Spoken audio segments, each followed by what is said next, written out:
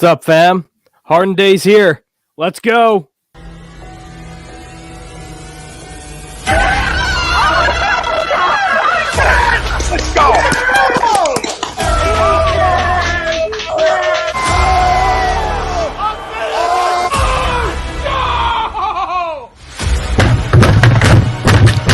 This ain't the box fight, or this game can he stink. Oh, shit! It's gone!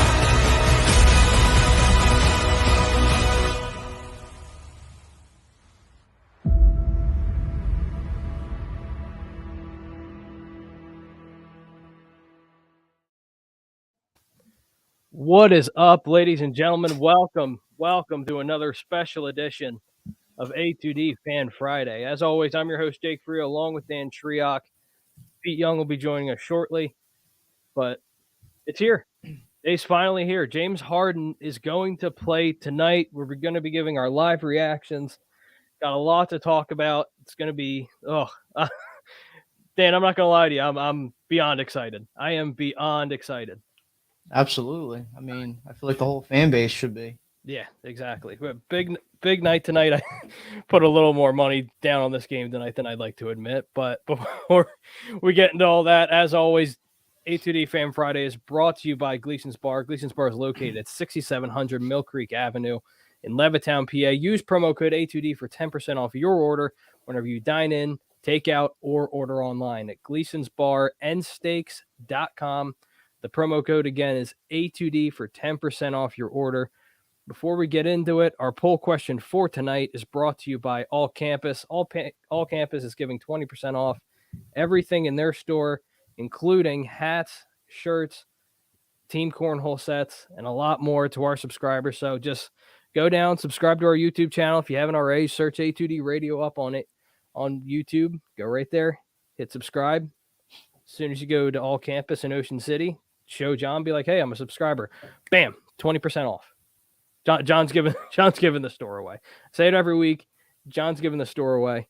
But reason why we're all here, the poll question, James Harden will record a triple-double in his 76ers debut. Agree or disagree? Dan, I'll tip it off right to you. I thought about it. I'm going to go disagree. I think he's going to have a great game. I think his debut will be everything we expect as fans. But to out of the gate, triple-double, it doesn't really seem as likely because, I mean, let's be real. Like, Joel, I mean, he's still here. Mm-hmm. So he's not going to need – the main thing is he's not going to need to do all that. I mean, no, it's not necessary. No. I'd love to see it, but I don't foresee it happening tonight. No. You're going to disagree? I'm going to disagree. Okay, that's fine. So, being the animal that I am, and the fact that I have money on it, I have money on the fact that James Harden will get a triple-double tonight. So let me just, before I get into whether I agree or disagree, let me give you some numbers real quick. In his Rockets debut, James Harden recorded 37 points, 6 rebounds, and 12 assists. In his Brooklyn Nets debut, Harden also recorded 32 points, 12 rebounds, and 14 assists. He likes to show off in his debuts. I'm just saying, he likes to show off. So going based off of that, numbers. No, I'll take those numbers all day. So before I get into it, I'm so excited, and I'm not gonna lie, and people know that. For as long as I've been here, I've kind of been like pessimistic about this basketball team, but I can't tell you, I haven't been this excited in a long time for basketball. I really haven't. I have not been this excited in a long time. James Harden's here, and it looks like our championship aspirations could be answered this year. I'm not going to go that far, but right now, I agree with the poll. Got money on it. Not going to tell you how much because it's more than I'd like to admit. But anyway, I'm going to agree. James Harden will get a triple-double tonight. I can't wait. But see, here's the thing now. We wait 2 weeks and a day, if you want to get specific. they tell me on the phone the game starts at 8:00, but we always know it doesn't really start till like 8:15 or something like that because they have to do like build it up a little bit. If it was a home game, I think they probably would have started on time, but imagine if it was like TNT or ESPN. Oh my God! Which I feel like they'd be talking about it forever. Yeah, and I'm surprised it's not on TNT. Yeah, I'm surprised. Like even if they needed to, like, I don't want to say flex it like the NBA does, but like you could have did that. Like one of these networks could have picked it up and been like, all right, well, this is going to be must see TV. Yeah, because everyone in America is watching this game. Yep. Everybody's watching this game right now. Everybody that has league pass, this is the game that they're watching tonight. Oh, absolutely. Yep. Want to see Harden's debut, but hold on a minute. I have to find it real quick because I did neglect to mention, since we're going to get into our live reaction soon, our first topic of the night is brought to you by FanUp. FanUp is the best way to enjoy fantasy sports, daily NFL contests, and more. Win great prizes. Sign up today. Use promo code A2D for 5,000 bonus points, a $50 value. 5,000 bonus points if you use the promo code A2D. Telling you, if you want to enter their contest, you can right now. Sign up right now. Sign up right now. You don't have to worry about waivers, salary caps, or long commitments to a fantasy team. It's one day, one game. You can, with your points, you can put in as many times as you want to. So why not? Why not? Go dabble a little bit. Dabble. But yeah, I'm very excited. Very, very excited. Real quick, while everyone's here, hit the like and the subscribe. We got 41 people watching right now. Hit the subscribe, follow, share with your friends a little bit. Share with your friends. Tell them about us. But let's see here. Let's get into the comments before the game starts here. Looks like they're about to start soon. So let's see. Brandon Shaby says, not sure if we're going to win tonight, but I haven't been this excited in a long, long time. Haven't had a real point guard / shooting guard since Allen Iverson. We as fans should all be stoked no matter tonight's outcome. Yeah, no, absolutely. Absolutely. It's like I said before, everybody's watching this game right now. Everyone and their mother's watching this game. I'm waiting for I'm waiting for the ball to tip off so we can so me and Dan can sync because we're on different God forbid our TVs match up. Especially for this one. This is a biggie. Oh, this is huge. All right. So what we're gonna do, Dan, as soon as the ball tips off, I'm gonna hit pause. And just let me know when it tips off for you. Yep. So they're getting lined up right now, getting ready for tip off. Let me know when you're ready. Jesse Davis says, "Let's go. Let's go, Jesse." You can't help but have a smirk on your face. Oh, we're kids on Christmas right now. Yep. Let me know when it tips off for you. All right. By design. All right. Let's go. Maxey with the ball. Ooh. There's Harden. Harden's got the ball. Right to Tobias, right to Joel. Pass it to Harden. Pass it to Tobias. All right, cool. Still Sixers ball. Bryce Blackwell says, yo. What's up, Bryce? What's up? What's up, Bryce? Joseph Horsky says, disagree, close, tough. I'm predicting 26, 8, and 8 for James Harden. I'll take it. I'll take that all day. There he is. There's Embiid. Take the foul all day. That's another thing, too. We're going to be at the foul line a lot. This show might not be over till 1 a.m. You're constantly going to have teams in the penalty with like 4, 5, 6 minutes left in a quarter, and that's going to be a big thing to look forward to with this team. Mm-hmm. They got guys that hit free throws too. Yeah. Like, Sixers first on the board. Joel hits a free throw. Now let's at least get the other one. Not worried about it though. Ed Taylor says, coach's job is on the line. Better have some plays called, not just we'll see what happens. Yeah, no, I hear you, Ed. I hear you. Embiid missed the free throw, of course, as soon as I say it. Hmm. My luck. Embiid rebounds it, going down the court. Passes to Maxey. Where's James? They're gonna ISO James. Yeah, see, look, they're doubling him already. How's that not a foul? Oh, how's that not a foul? Yeah, I like that they're not forcing, like Harden's not forcing anything though. They're just Well, it just like it shows how different it is right now because they're doubling Harden too. So, Yep. And you just saw that free lane that Embiid got. So you're going to see that a lot the remaining games this year. Right. They just call foul on that. Oh my God, yeah, because Matisse, what do you call it? Matisse hit him at the end. My God, that's dumb, right there. I like to see the other angle too. Yeah, I need the other angle because it looked like Matisse hit him, but I don't know.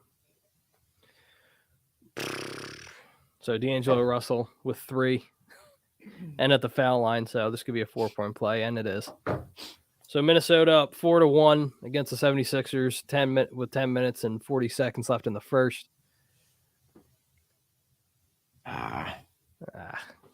Don't tell me it's going to be this kind of night. Don't tell me that. Don't tell me no shots are going to go in. It's just going to be a long night. Don't tell me that. Here we go. Minnesota's on this. I know we were just coming out of the All-Star break, but they're on the second of a back-to-back. So yeah, that's true too. So they got a bit of momentum going. Yeah. Ooh, Harden was slipping and sliding. Frank Vespi from A2D Wednesday Nights, he says, I think he gets close, but doesn't get the triple-double. Listen, I'm fine. I'll take a double-double tonight. Take that all day. There you go. Nice turnover. Dish it to Harden. Oh, Joe, what are you doing? They gave him the blocking foul. Oh, shit.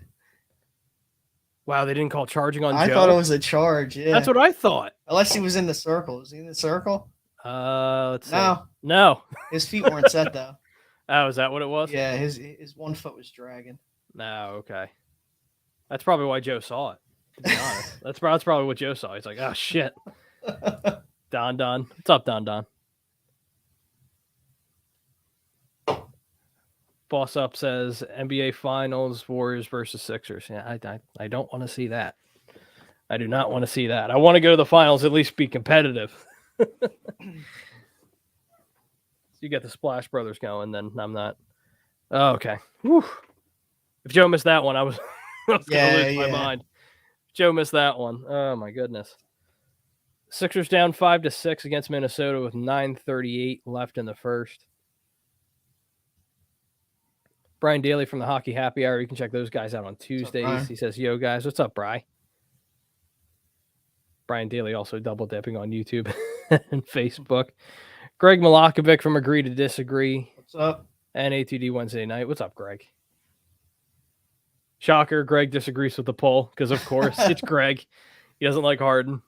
He's a guy that does not. Oh, there you go. Nice security system. Well done. All right, rebound it. There you go, Joe. Let's see here. Do have a comment from one of our members. What's up, boys? What's up, Russ? Guys, you see that circle around Russ's name there? It's because he's an ATD member. You can become an ATD member only for $9.99 a month. Perks include appearances on shows, members-only live streams, shout-outs, and weekly sports picks from Money Pop Podcast and Willie Vegas. Listen, spend a little money, make a bit of money. And with Nate's picks, it's you're making pretty good money. So, all right, Harden with the ball. Let's see, his heart. Ooh, with the handle. That's it. Let's go. Oh baby. My God! See, that's the difference. Woo! That's the difference. It's My nasty. goodness! Wow! Look at this. It's a double dribble across. Ooh. Oh my God! Oh wow! Wow! And he's at the line. Let's go.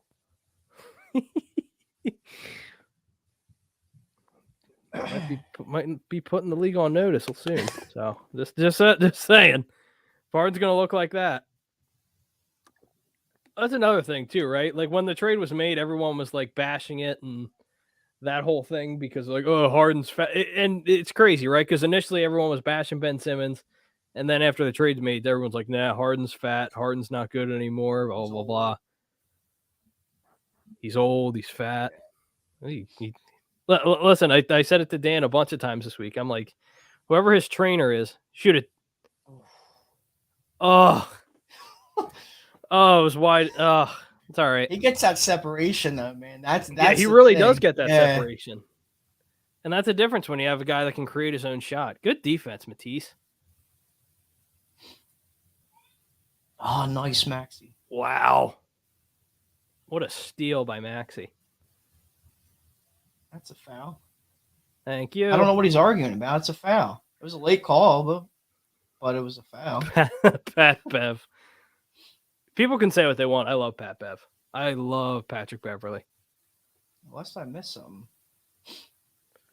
But again, guys, the poll question. James Harden will record a triple-double in his 76ers debut. Agree or disagree? They're just fouling guys up right now. Whew. They're at the line for, what is this, the fourth time already? I was just going to say, we're 4 minutes into the game. Between Joel and Harden, they've been to the line now 4 times.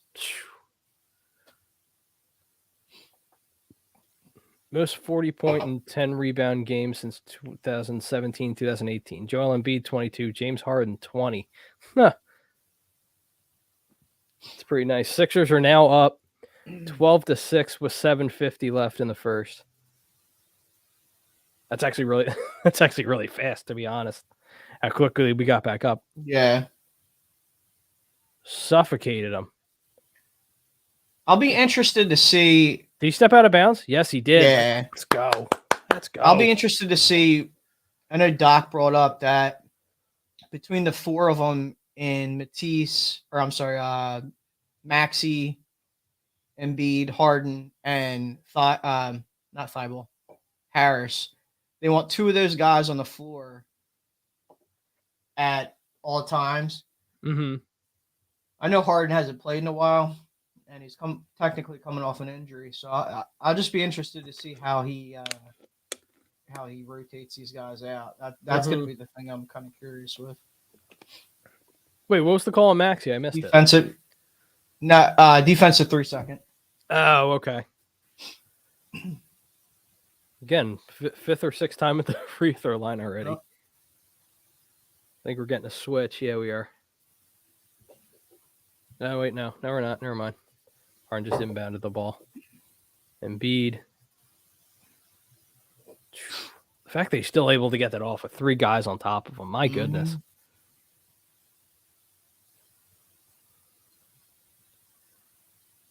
Good defense by Harden. Jesus. What an inbounds by Joe. Wow. Wow. There you go. Woo, clean. Nice. Clean. Nice pass by Harden. Nice shot by Tobias. Quick catch and shoot.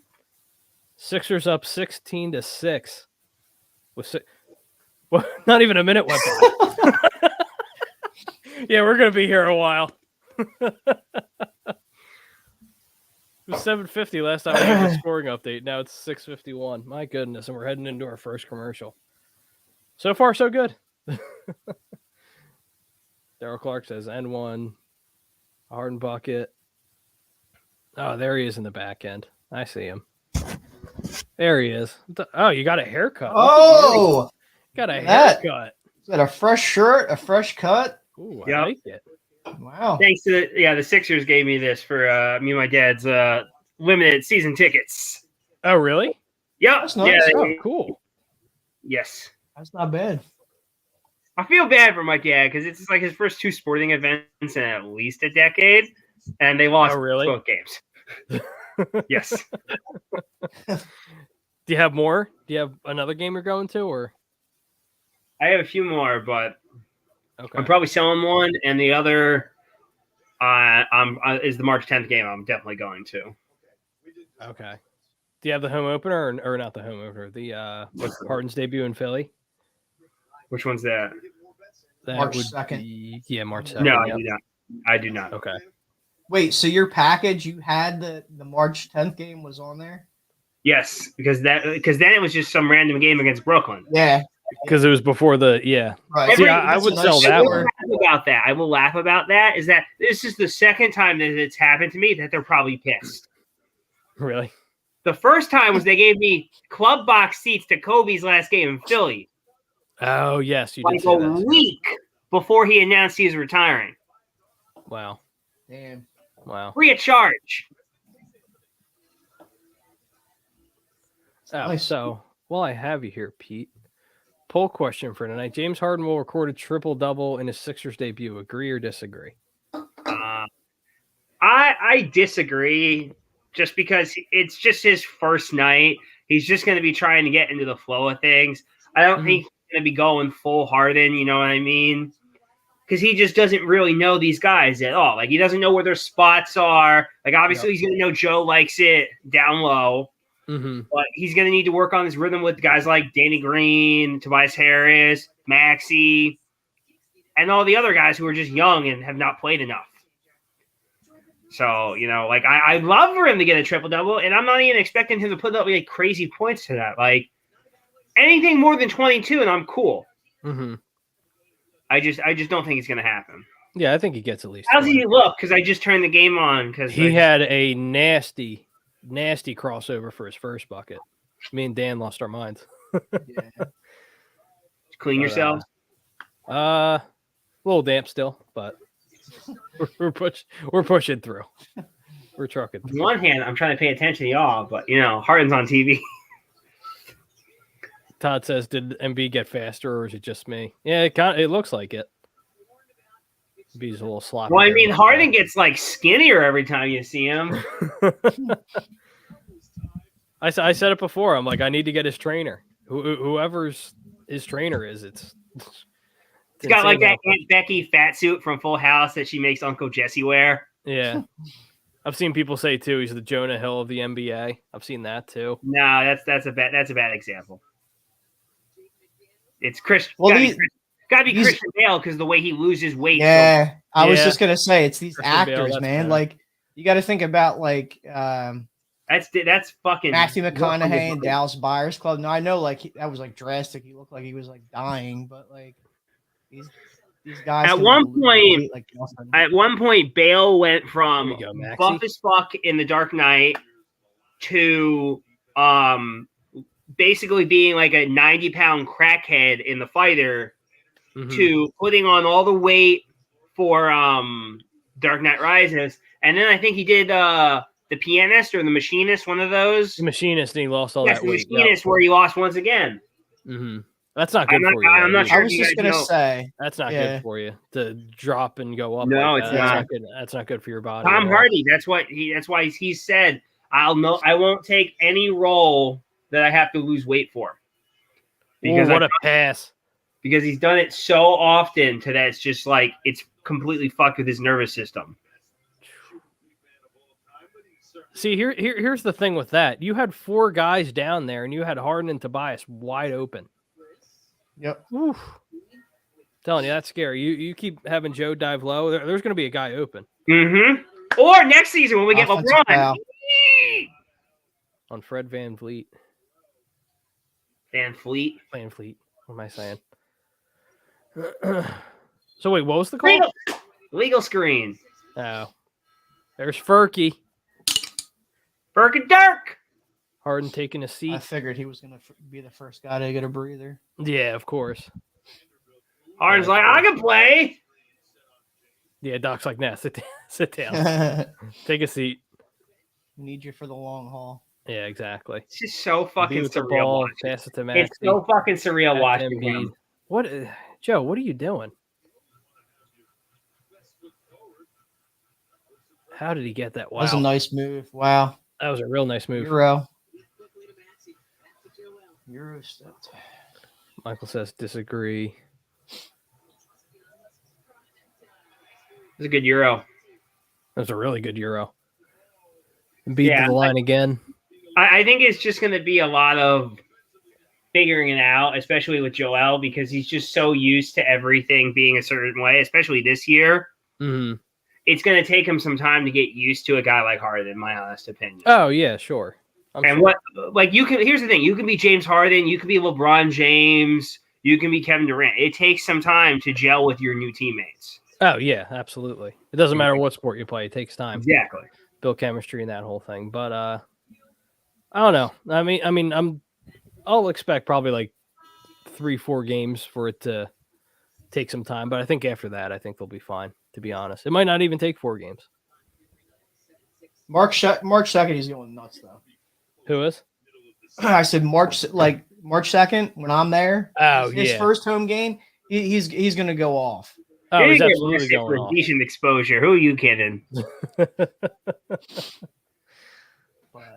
Not gonna be allowed in near any schools.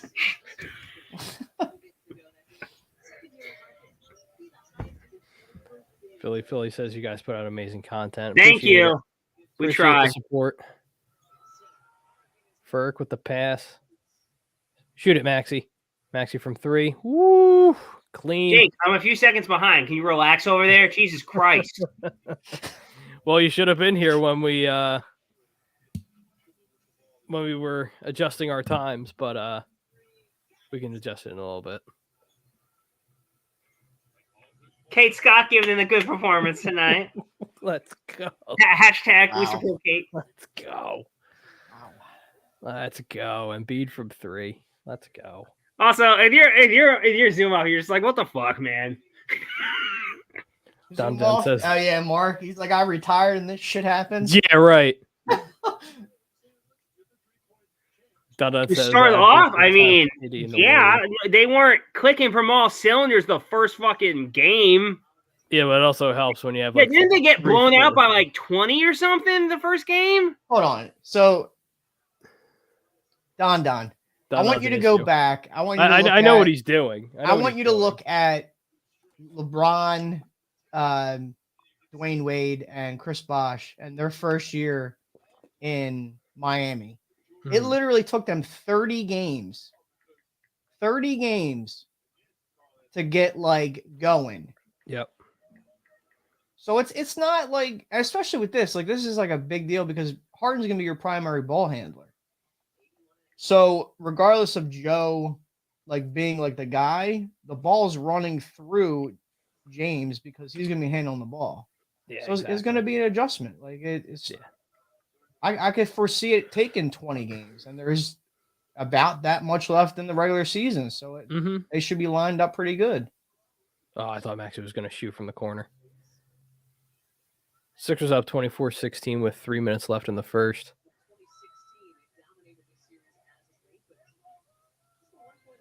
Yang.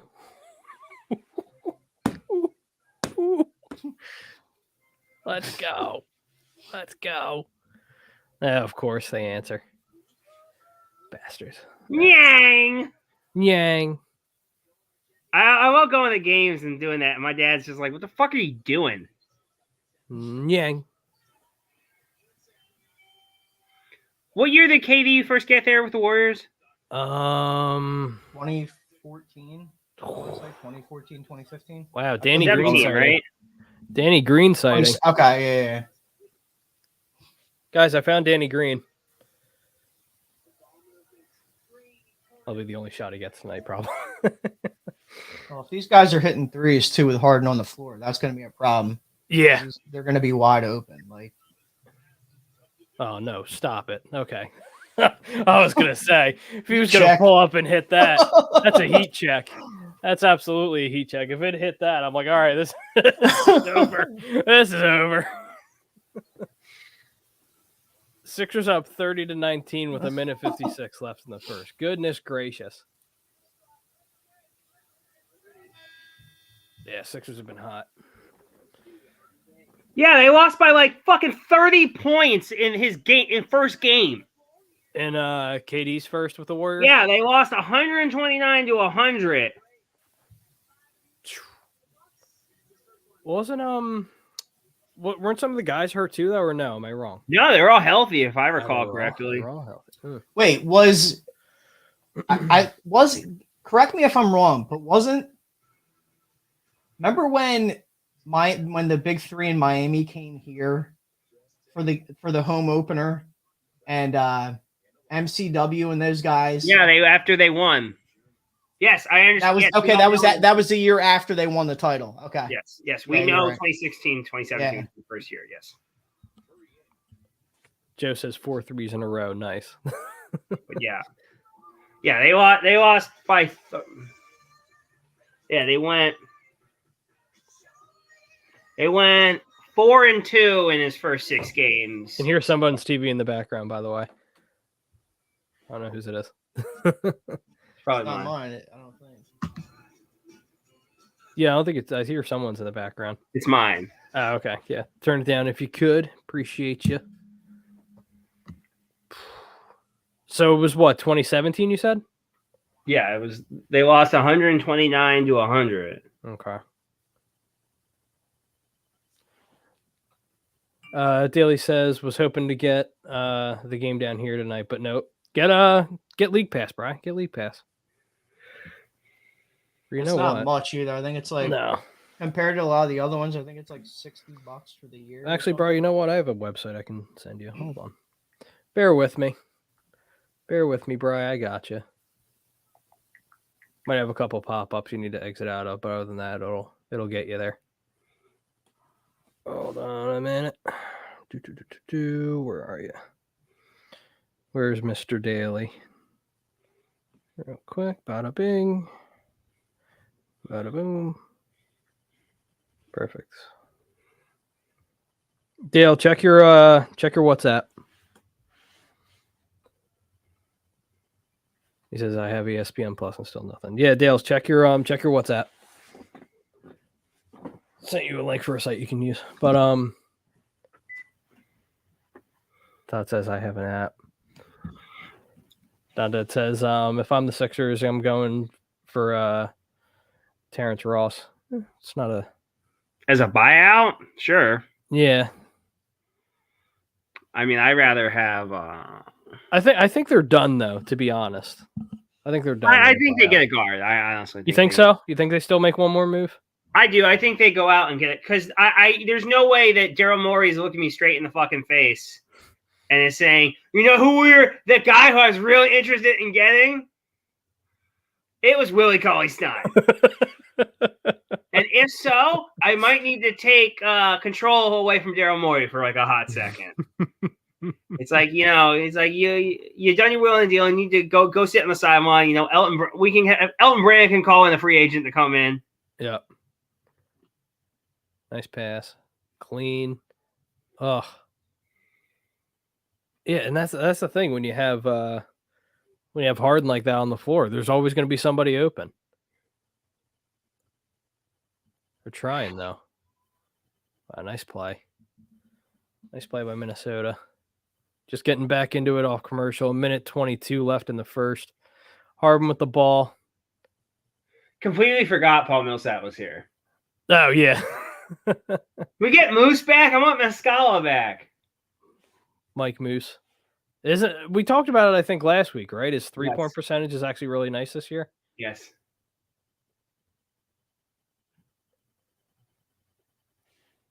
There you go. Harden getting the easy bucket to the line. He did it. He did it earlier too. He's just gonna do it. I'm so excited. Like I was telling Dan before you came on, Pete. I'm like, we're probably gonna be here till 1 o'clock in the morning with all these guys going to the line. You guys are. Well, yeah, you have work tomorrow, so Yeah, I gotta be in at 9. Oh, that's not bad. How long's your commute? Only 20 minutes. That's not too bad. But are you a coffee guy? No. Oh, okay. Never mind then. Also, Igor, if you're watching, let's sell some cars tomorrow, baby. Sixers up 32-23 with a minute left in the first. Is that Harden at the line? Yep. Feel like we're going to be The hearing only a one lot who's of hard. He's not the only one who's harding. I'm here, but I'm just He's finally eating my food dinner. at the moment. Jake, I'm clearly talking about Metapod from fucking Pokemon, but whatever. No, I know what you're talking. I knew what you were talking about. This is a family show. Dude, they're trying to freaking double Harden.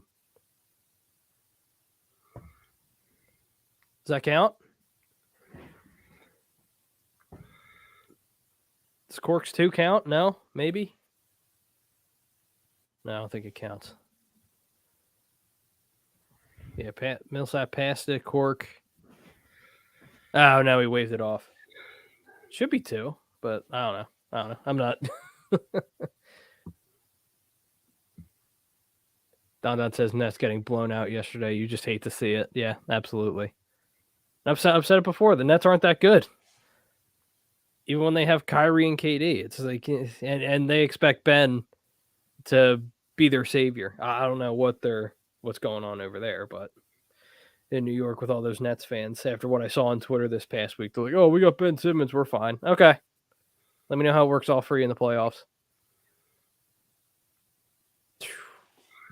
I had someone willing to bet that Ben Simmons would be over the next 3 or 4 years would be better than Embiid, and I said, I'll bet you $1,000 right now.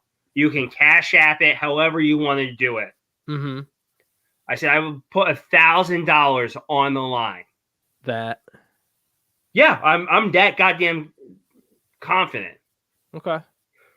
Like, are you kidding? Like, what happens? Does Joel Embiid like lose his legs? Yeah, no, I know what you mean. Did Ben Simmons grow balls? I mean, Ben might end up with bigger numbers just because he might play longer because of Joel's, like, missing early seasons. And then maybe, but like Ben also averages like career averages right now is like 12, 13 a game. Here we go with the Harden This dribble. is true. Here we go. I know what's coming. Porn?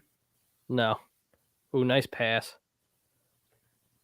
Jesus Christ, dude. How are you ahead of me now? We're sponsored by Toyota, everyone's favorite car dealership.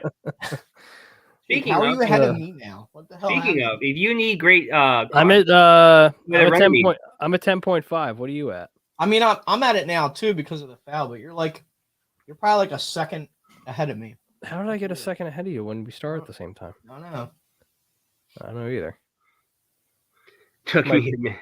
Might be your Clifton cable. Blame it on Clifton. Hey. Sixers up 33-25 with 10.5 left. About to go up. God, Millsap doesn't actually suck. 34-25, 10.5 left. Shot clock is off. Sixers 13 from 16 from the free throw line in the first quarter. Oh, geez.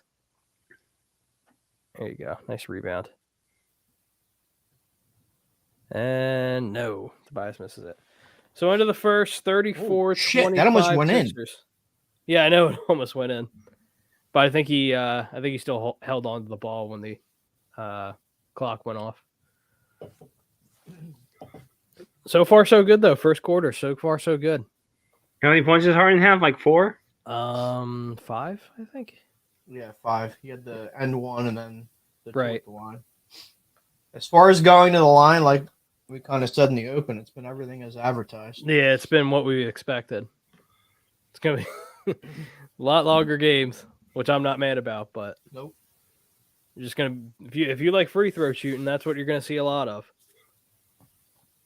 Dundez says Sixers versus Bucks Eastern Conference Finals. I'll take it. I'll do that all day. I am perfectly fine with that. How you gonna fucking show a Harden in a fucking Nets jersey? Fuck you, FanDuel. Oh, did they? That's why DraftKings are better.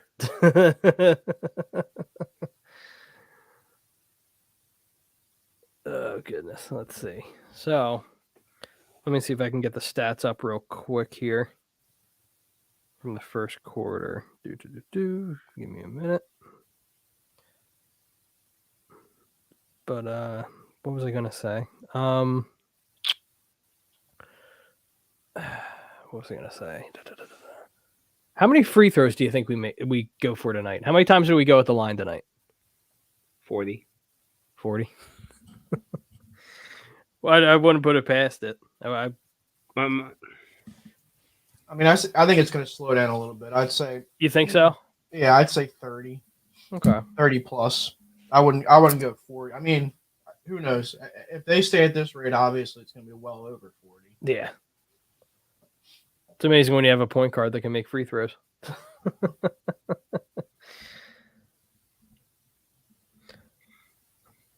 By the way, the Hornets are blowing out the Raptors right now. 97-59 at the end of the third. Spanked. Wait, say that score again? At the end of the third quarter, the Charlotte Hornets were up against the Toronto Raptors 97-59. Holy moly. Getting did you say, Jake, did you say 3? End of the third, yeah. Speaking of the third, do you know who the Philadelphia Stars took with the third overall pick in the first round? Oh my God, I was waiting for that. I knew he Byron was. Scott, 2020 Spring League champion, gonna win us the USFL inaugural championship and make the Stars 2-time USFL champions. You had to get that in there. I did. I was wondering how I was gonna worm into the conversation. We talked about it on the phone. I thought that was a good one by me. It's not bad. Not bad. Not bad on you. Not mad at you for it. Rob Brinkman, you can check him out on the Rant Booth on Sundays, as well as the Sports Hounds on Mondays with Brad Ryer. They do a great job over there. Rob Brinkman says, is having a point guard that actually plays offense legal? You would think with everything that we went through, not that. Yeah, it no, illegal, it doesn't seem like it. Doesn't seem mean, like when- it at all. I love Harden so much. So excited. All right, Harden with the ball.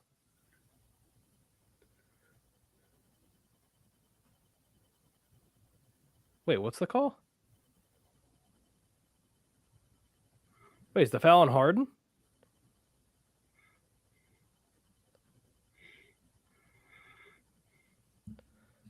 Oh, okay, never mind. Okay, they're inbounding. Okay, never mind.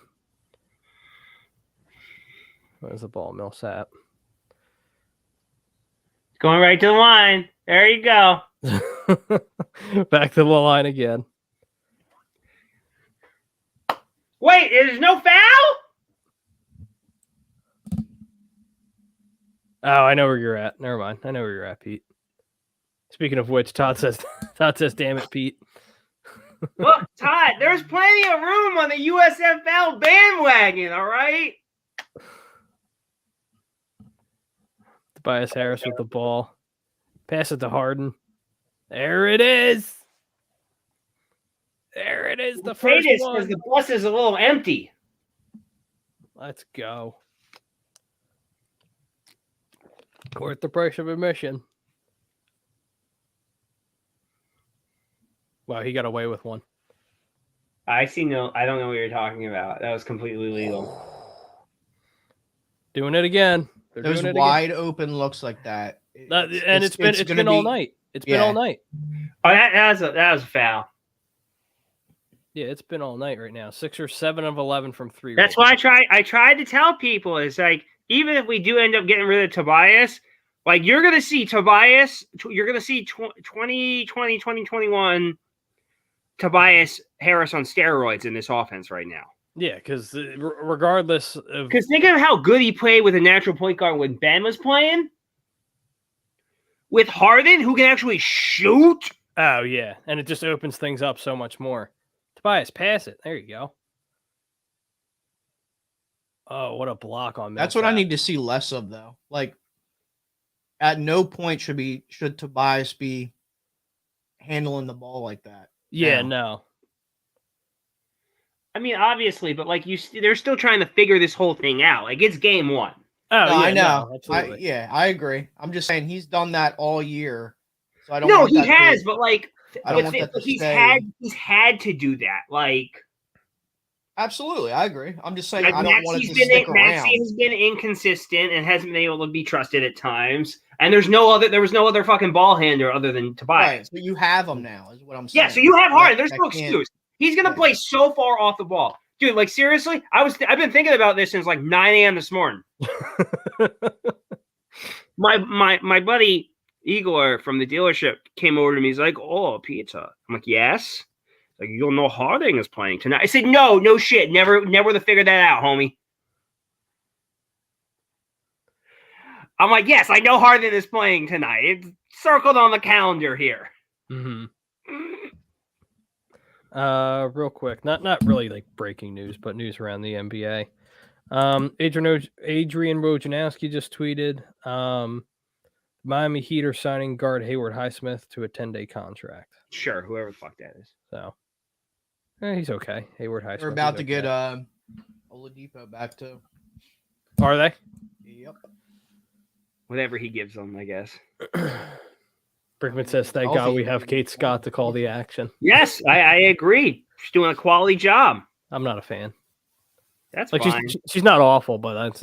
But but here's the difference between you and like most of the people. You'll give an actual reason instead of she has boobs. Right. Yeah, I've seen some. That'll always be my favorite thing with the Kate Scott thing. She's not qualified. Really, she worked at every other fucking like major sports outlet. Get the fuck out of here. Yeah, I don't mind her, but I'm not like a huge fan. I mean, you don't have to like her delivery. Like I don't like her delivery, and it may be because I am just like chemically like naturally like known to like listen to male figures in terms of calling a game. Doesn't make me sexist. Or you're just used to it more. Like that's what I'm saying. That's what I'm saying. Also, I don't think it's fair to judge her post Zoom off because it's just like sure. Everyone's comparing. Like people are like, "Oh, who's the guy who does the radio? Tom McGinnis, right?" Even if he's not McGinnis, I'm sure there have been people. A lot. I like McGinnis too, but like there still would have been people who's like, it's not Zoom off. Oh no, you're right. You're absolutely right. Someone would have complained regardless. And but how do people think the same? Of course, she's excited. Like she wants to do good. Like when you're first doing this, like you're trying too hard every fucking night. Yeah, Pete Evans from Birds of a Feather. You can check those guys out on Thursday night. They do a great job. But he says she tries too hard. Yeah, my thing is with that, like in certain instances, like certain things, I feel like she's just forcing a delivery on something, and like you can kind of tell at times. But again, it's part of what her job has to be. She can't be given a boring type of broadcast.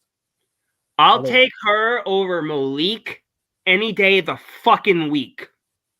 Malik, I'm trying to remember Malik. Oh, yeah. No, I know who you're talking about. Where he used to blow the other team. Yeah, I know who you're talking about. Owes them money. Yeah. Dumb shit after dumb shit after dumb shit. At least Kate Scott knows knows the hell what she's talking about. It's like, oh man, great play by the other team, and when we're down 30, great solid move. Harden has 8 points.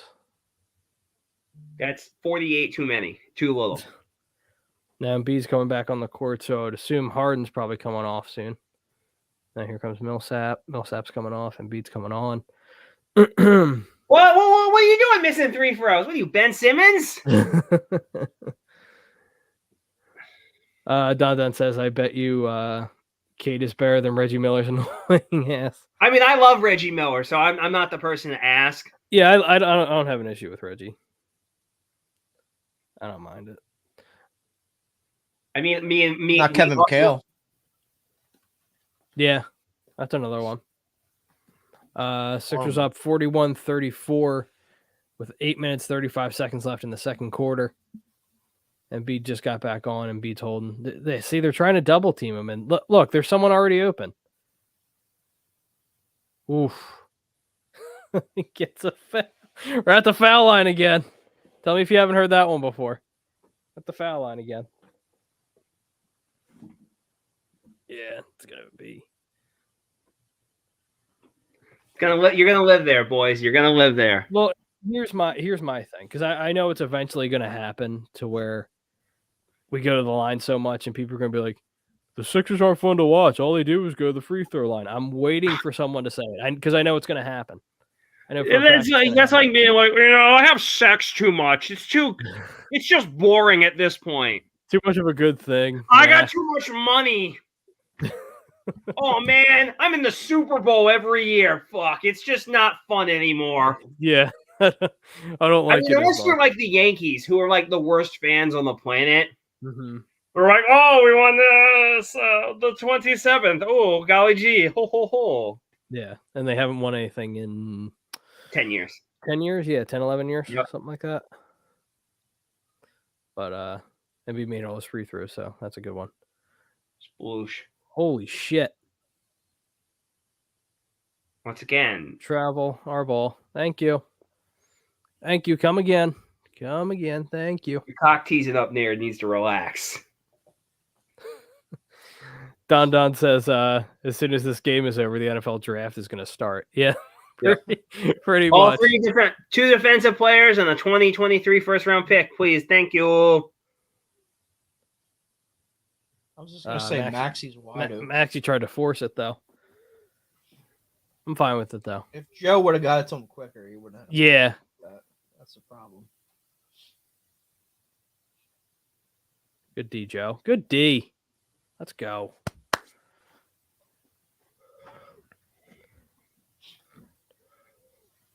Shake it. Oh my God. Come on, shake.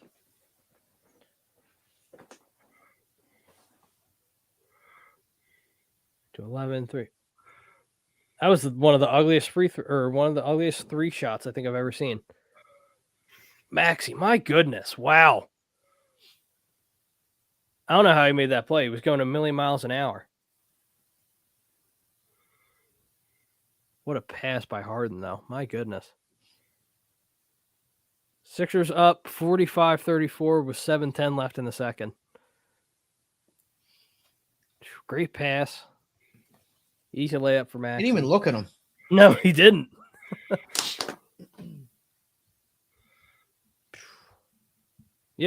But like you said earlier, Dan, so far so good. Everything's basically going as advertised. Things looking good. They're rolling good. Shooting a lot more from three, which I wasn't expecting, but I probably should have expected it. But I mean, it's the same thing when we had Ben, performing at a high level as far as distributing last year. Like, I mean, the numbers with him as far as getting guys open shots for three kind of spoke for themselves. So yeah, I think we'll be very, very similar, if not maybe a little bit better with Harden. Yeah, no, absolutely. Don Dad says, did the James Harden jersey sell out already? Fanatics. Yeah, go ahead. I know at the Wells Fargo Center the night of, they were sold out. And what'd you say, Dan? Fanatics? So since the trade happened, it's the number one selling jersey in the NBA. Yeah. That goes across Fanatics as well as NBA.com. NBA.com and all that stuff. But to kind of echo what you were saying in terms about the Wells Fargo Center, when I went there, the Boston game where they got friggin' blown out, they had basically you like pay to get the jersey made literally right there. Oh yeah. So they'd have like a big line, and you would pay for the jersey, and then they pay a little extra. Yeah. But because I remember when my buddy went for that game, he asked me, he's like, I can get it for you, but it's gonna have to be one of those custom ones, and it's gonna be more. I'm like, no, I'll wait. I'm not in a rush. But it's like when we got Harper. Remember the whole jersey thing with Harper? Yep. It was impossible to get a Harden jersey. It was literally impossible. I will always remember getting Taco Bell at like 3 p.m. when they fucking announced that Harper thing. He goes right to Taco. I was at the bar. No, I was grabbing. I had just finished a subbing gig, and I was still hungry, so I went over to Taco Bell real quick to grab something, and all of a sudden my notifications went off. I'm like, oh my God, we got him! Pete's eating a Crunchwrap Supreme. Oh my God! Oh my God, we got him! Yeah. Don't knock the Crunchwrap Supreme. Crunchwrap Supremes are great. 9, 3, and 3. It's gonna. Woo! Pick! Oh man, my nipples are getting. Damn, Maxie. Dude, good Lord, Maxie. Wow. He starts. Can you imagine the whole offseason with Maxie Morton from fucking Harden? Uh-huh. Oh, it was such a. I think we talked about it in our group chat earlier today, too. Or at least I know me and Dan talked about it to where before the trade deadline, Embiid was pitching for Bradley Beal, but they ended up getting Joel Embiid. There's a guy we could be getting in the offseason. You know, he's a little bit seasoned. You know, maybe he wears a crown. You know, Great rebounding. Maybe he's from Akron, Ohio. Just saying. Come on, Tobias. Yeah, I don't know. It's a possibility, but I don't think LeBron's gonna leave LA, or maybe he does. I don't know. Maybe he does. I mean, maybe LA will move on, and you know, I gladly shell out $100+ for a LeBron James jersey. Yeah, I'm not against it. I got a Cleveland one sitting in my in my closet. I mean, I'd rather Beal just simply for the fact that he doesn't need the ball like that. That's true, but like LeBron's played with so many ball dominant players that it's just like at this point it just doesn't matter to me. Yeah, I'm sure he could adapt. Like I don't. No, he'll absolutely adapt. That's what they said when they got Kyrie. It's like, oh well, LeBron's not going to make that work. Yeah. Well, what I'll say is though, I mean, if you're having one or the other, like maybe you might choose Beal just because he's younger.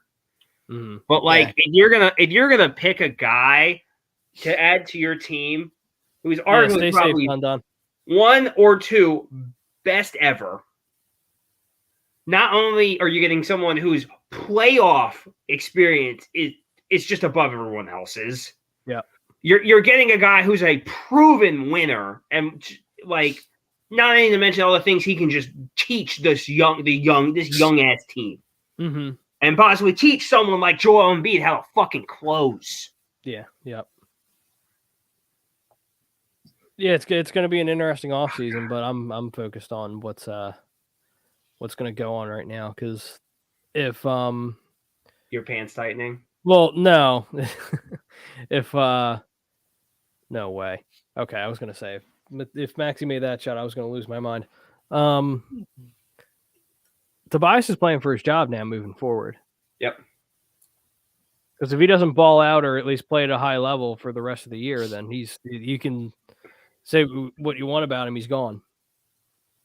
It's either going to be, I think, a Bradley Beal or someone, one of the more top players in the league. So we'll see. Zach LaVine.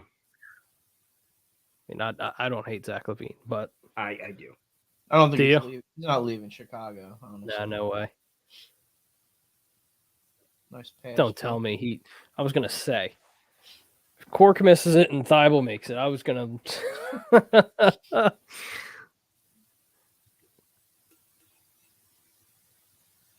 Great pass.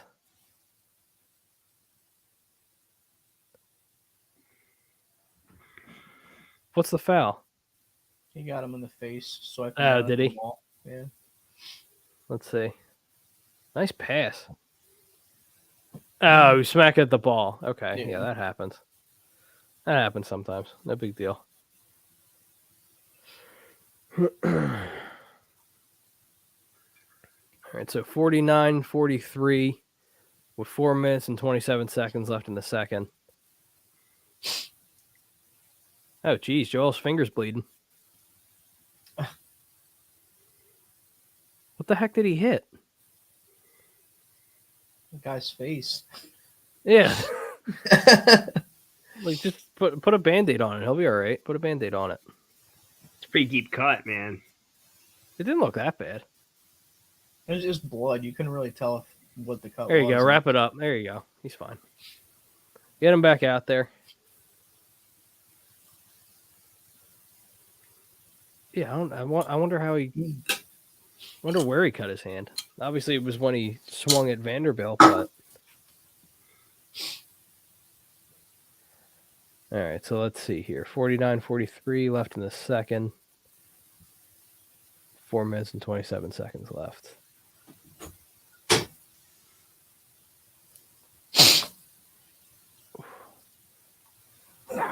Oh, no way.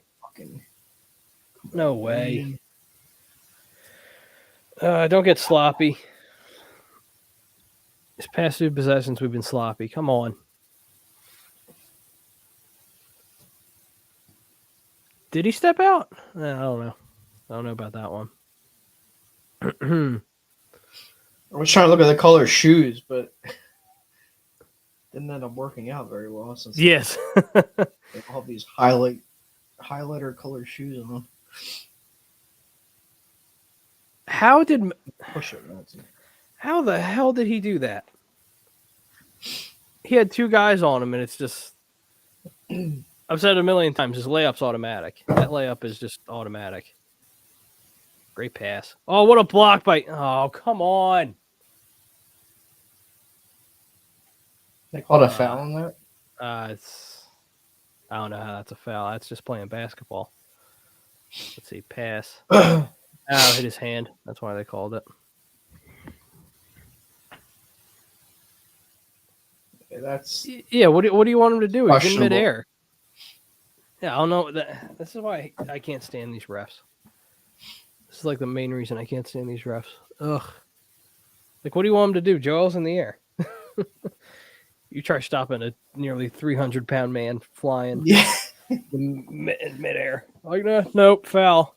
Foul. Okay. Jackasses. There you go. Missed that free throw. Here we go. For Christ's sake.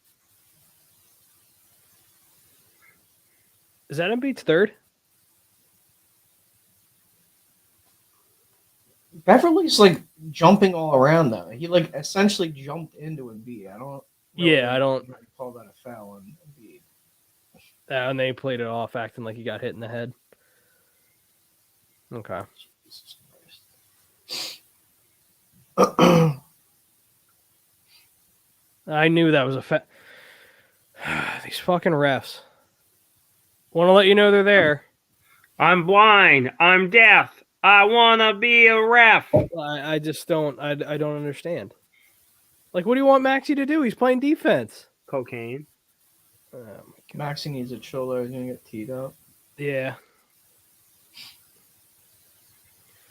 Well, you knew they were gonna kind of keep it close in terms of foul calls. They weren't gonna let Oh, us yeah. run away with like 30 and then have. That's because in the first quarter, because we were at the line nonstop in the first quarter. The refs are like, hold on.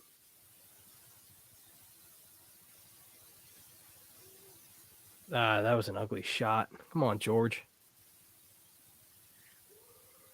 Here we go. Ooh. Oh, he's out. He's out of bounds. Our ball. Thank you. Thank you.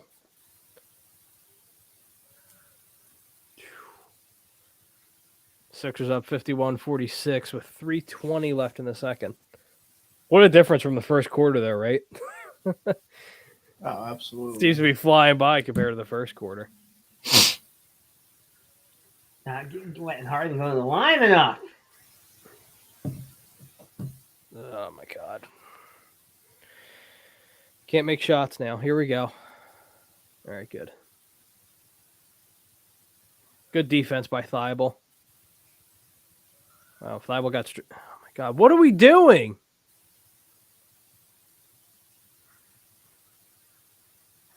What are we doing? Dude, what is going on right now? You're so far ahead of us now. I don't understand what happened. I don't understand what happened either. Hold on. All right, so we're going to have to... All right, so... Hold on a minute. I know what I'll do. That should be Sixers ball. It should be Sixers ball, but this ref is fucking blind. I don't know what this ref is looking at. All right, so... All right, I'm at 2:55. Let me know when they inbound the ball. They're inbounding now. Okay. All right, now we should be on the same. All right. Oh my God, this fucking jeez, dude, this ref.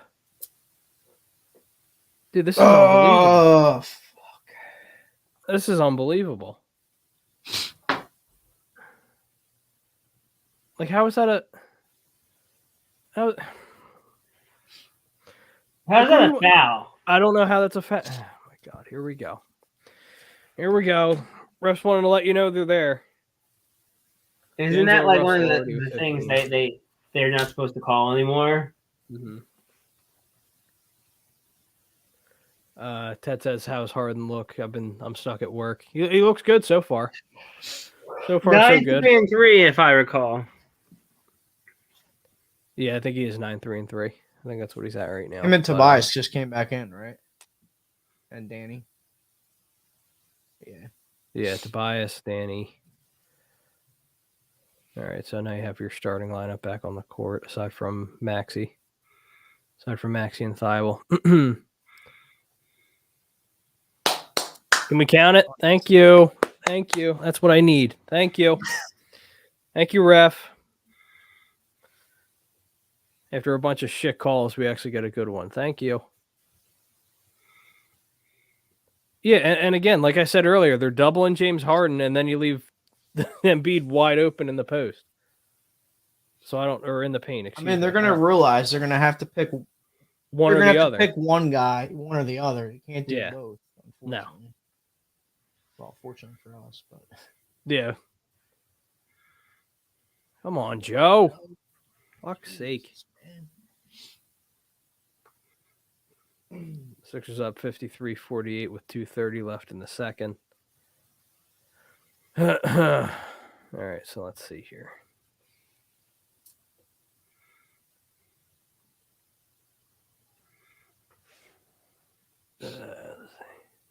Nope. Shot clock. These fucking rebounds. Can we rebound the ball? Oh my God! Thank you. Pass Thibault. Pass it. Oh, Jesus Christ. Block. He should have dished that out though. That's what I was thinking he was going to do. Because who was in the corner there? Danny. I think so. Yeah. Yeah, Danny was in the corner. So always dish. Let's see here. Yeah, that's this. Oof. And I'll take a foul all day, but what are we looking at now? What are we challenging? I think they think that it was a charge. A charge? Okay. Well, the second quarter's been brought to you by the refs. Goodness gracious. I feel like I've barely seen the game. It's been nothing but whistles and just guys in striped shirts.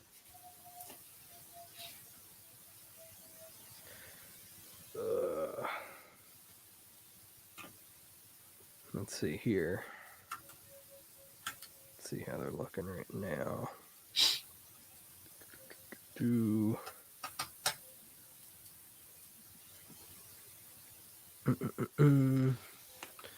right, so let's see here.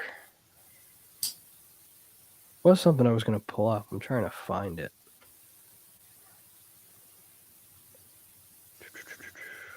Let me pull up the stats real quick because that's what I was going to pull up. So we only have 2 minutes left in the second quarter before halftime. So right now, look at the stats. Embiid has 14 points. Maxey has 12. Harden has 11. Tobias has 6. And Thibault has 2. So, I mean, nothing that really bounces out at you, but so far, so good.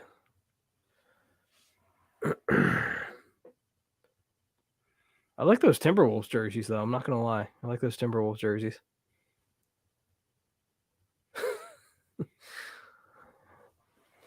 Matisse is waiting for them to start the game back off. 2 minutes, 4 seconds left. First half. All right, so what are we doing? All right, so Matisse at the line. Made the first one good. Slim Reaper says the refs suck so bad. Yeah. They do. They're very bad. Yeah, they're awful. This is why I say all the time, I don't know how leagues can do it, but you need full-time officials. That's why you need full-time officials. You pay them year-round. Yeah, but it's tough to justify that when there aren't games year-round. That's the only... You spend 6 months learning new techniques and going I over don't know. game film and All right, Harden with the training ball. new referees. Oh, man, I was going to say, how's that? I was gonna say, how did he? He just slid through 3 people too. He just slid right through 3 people. There we go. Get my man to the line.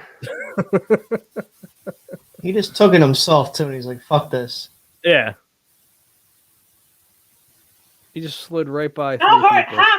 How Matisse missed that rebound? Yeah, I don't know. I'm sorry. He's just like I don't care. I don't care about his defense. He's unplayable, like in the playoffs. Who, Thibault? Yes. Yeah, but you know they're gonna play him just because of his defense. Like a hot take. I'd rather watch fucking Furkan. He's hitting shots, yeah. Yeah, at least I he agree. At He's least hitting he can shots. hit. Well, not at a lot of times this year, but yeah, generally, Yeah. he should be able to hit him more than Matisse. Yeah, absolutely. I was gonna say, you better not. I was gonna say, don't you call a foul on that? Let's go. Let's go. All right, cool. Did they not? I could throw Matisse off a boat, and he'd be the only guy to be able to find sand. 12 fast break points for the Sixers to the Timberwolves 4. All right, back in charge. Up 11. There we go. Wait, what was the call there? I'm confused. Defense at 3 seconds. Oh, okay. That's wrong. I want to sue. Evan says, "Can you show the game on here?" No, we can't because otherwise we get shut down. Can't do it. Nobody Don't want to get sued. That. Yeah, but we don't own NBA rights or anything like that. So that's all NBA. So if we do that, why don't we just put like a WNBA on it?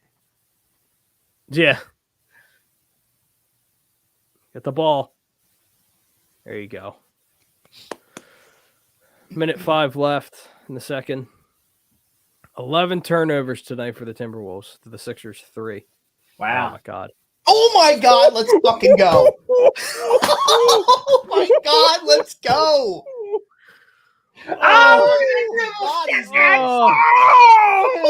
Oh, filthy. Oh my God. Oh, you see the bench? Yeah. Oh my God. Wow. Was that an N1 too? That should be an Let's N1. go. N1. Let's fucking go. Let's go. I love this guy. Woo. All right. Yeah, and He again, got 16 points. He only shot the ball 6 fucking times. yeah, that's crazy. He has 17 points right now. And I feel like he hasn't shot the ball much.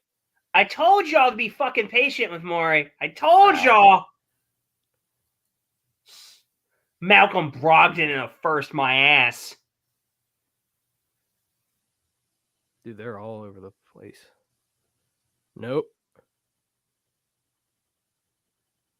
Wow, Harris playing big boy ball. There you go. 12-1 run for the 76ers. All right, Wow. That was close. You knew. Oh way. my God. I mean, he didn't make it, but still, Jesus. There's Danny. Oh my God! Did that count? Yes, it did. Let's go. Yo, tease. Let's go. That's how you end a. That's Holy how you end a shit. half. Let's go. You see, that's do some shit like NBA that, I don't James care if type you- of dunk. Let's go. Oh my God! Sixers 65-49. What in a the first fucking half. start! Wow. Well, I guess he's gonna hit that over of 22. Wow. 0.1 seconds left. They count it. Let's go. That's crazy. Brickman says Harden just cooked Vanderbilt. Yeah, he did. Yes, he did. April Russell says, "Let's up. Let's go Sixers." Yeah, see now I feel good. Now I feel I feel real good right now. All right, so halftime stats. James Harden, 17 points, 4 out of 6 field goals, 2 of 3 from 3. 3 rebounds, 5 assists. Tobias Harris, 6 points, 2 of 4 from 3, 2 rebounds, 1 assist. Joel Embiid, 14 points, 1 1 out of 2 from 3, 7 rebounds, and 3 assists. Hold on a minute. Let me get it back up here. Tyrese Maxey, 12 points, 1 from 3, and 1 assist. And Matisse Thybulle, 8 points, 5 rebounds, and 1 assist. So I was just gonna say, for as much, and I know he just had a 2 off the buzzer there, but they were talking. I was listening to a couple guys talk about this, which I actually sat down and thought about. The way he cut, the way Matisse is able to cut because he's so athletic and he's good at finishing. That if he can just, for Harden, the way Harden's able to distribute, if he can just cut to the basket like that and be more of a cutter in terms of than getting open to shoot the ball, at least until he becomes more of an adequate 3-point shooter. Yeah, absolutely. You should be able to put up 10 points, 12 points. Yeah. And that's the thing As a too. starter. He doesn't have to become a crazy offensive player. If he can just become consistent, give me 12, 15 a night, I'm cool. I'm perfectly cool with that. Yep. So in the offseason, he should just focus on his offense, to be honest, because his defense is great. His defense is great. Yep. The Philadelphia free throws are going to be one of the least entertaining teams in the NBA, according to someone on Twitter. That was hilarious. Already? That was quick. I mean, I don't understand. If anybody watched this entire game, I don't know how you haven't watched this game and thought it was entertaining. I get the game's been drug out in terms of time wise with free throws. Yeah. Look, but as far as when it works to our benefit, I don't care. Oh no, I'm with you. I mean, even a basketball fan in general, though, Pete, you want to see two guys dominate on the floor, and that's what you have with Joel and Harden at any given time. So that's so pretty. Todd says, "I love what I see." Yeah, how can you not? Joseph says, "Harden might get a triple-double after all. He's on pace for it." And that's what I said. That's why I made the poll question what it was. Had a feeling. David Cook Jr. says, "I'm so hyped." So are we. So are we. It just, let's see. So field goal percentage, 40.9, free throw or 3-point shots, 8 of 21. Free throws, 21 of 26. That's insane. 21 of 26. And look at our field goal percentage. We're shooting 40% from the field. We have 65 points at halftime. That's ridiculous. I know the Nets talked about when they got Harden that they're going to outscore everybody and it's not going to matter because they're 3 prolific scorers. Yeah. Yep. When you shoot the ball 40% and you come away with 65 points at the half, that shit don't happen. And it's obviously because you saw the free throws, but still that. I don't know. I mean, at the end of the day, it's one game and we can overreact to it. But as fans, that's what we do. But you don't see numbers like that. That's not something that if you watch NBA basketball on an everyday, basis, that, you don't see shit like that. So this is something to be excited about. And just if you're, like you said, if you're just a basketball fan in general and you have a pulse, I don't know how you can't be excited. Because right now, and I said it when the deal happened, the Sixers become a destination. But after their performance, and we still have the second half to go. If they continue this, then 26 free throws in the first half. What'd you say? 26 free throws in the first half. Yep. Yeah, 20. They make 21 of them or something. Jake, Yeah, didn't I 21, say what, 26. like 40? Yeah, something like that. Yeah. More than halfway there. 26 out of 40. Oh, my goodness. It's crazy, man. It is crazy. Eddie Brown, what's up, Ed? He says Sixers on pace for 136. Yep. And it feels good, right? Because it's like you always see these other teams, and we're always the team that's kind of like, oh, why can't that be us? And right now, it's looking like we're that team right now. So again, it's only the first game of Harden being in the Sixers uniform, so I'm not gonna lose my mind per se, but you have to be excited. You absolutely have to be. Joseph also says D'Angelo Russell getting away with hooking Maxey and Cat getting away with throwing bows and hooking Embiid. I don't want to hear bitching about the Sixers getting calls. Stop fouling T-Wolves. He's not Donovan Mitchell. He doesn't do that. Yeah, Dale. Yeah, see, Dale, I got you. Yeah. Yes, right? It's finally us. Finally us. Yep. So hopefully, again, it turns into a championship. Minnesota's a good team too. Like their No, they're a record very won't good team. show like that they're some kind of great team, but they've played well, especially the last month and a half of the season. Mm-hmm. So I mean, last night they just beat Memphis. Yeah. Yep. Who's 21 games over 500. So like, you know. Yeah. No, I hear you. I just feel bad for Cat because he's in such a piss poor market. He doesn't get the exposure that he should because he's such a great player. And I've said that forever. I feel a little bit more sympathy to him these days because he's always been a big crybaby, but I feel bad for everything that's happened to him. Oh, like it's like luck of the draw, and he got the worst of it. Yeah. Well, not even just playing in Minnesota. I just think with all the crap that's happened. No, that's what I mean. Yeah, absolutely. The whole thing with his mom, and I think like my heart. Like I want to hate him, but I can't. I don't have the heart. No, you can't. I don't hate him. Did you guys see that picture, by the way, from All-Star Weekend with Joel and Joe? And, Joel, Cat, and I was just going to bring that up. Yeah, that was really cool. What was Especially really cool. It was a picture of Yeah. Joel and Kat just standing and talking at the I think it was the day before the All-Star game. I think it was before the Rising Star game started. Yep. But Joel brought his son Arthur, and Kat was talking to him and talking to Arthur. It was a really cool little moment that was captured because we put out a post a couple days ago going back to when Joel and Kat fought to what the relationship is now. And I don't think they ever hated each other. I think that was just something that blew up into more than something it should have been, if that makes sense. It's just it's two passionate guys about the game, and it happens. Yeah, you're competitors, and you get in. I mean, I think that obviously happens in any sport when you have two guys that are super competitive that give a shit. Yeah, exactly. Yep. But yeah, that was it was a really cool moment. That was cool. Oh man, that hamstring! Oof.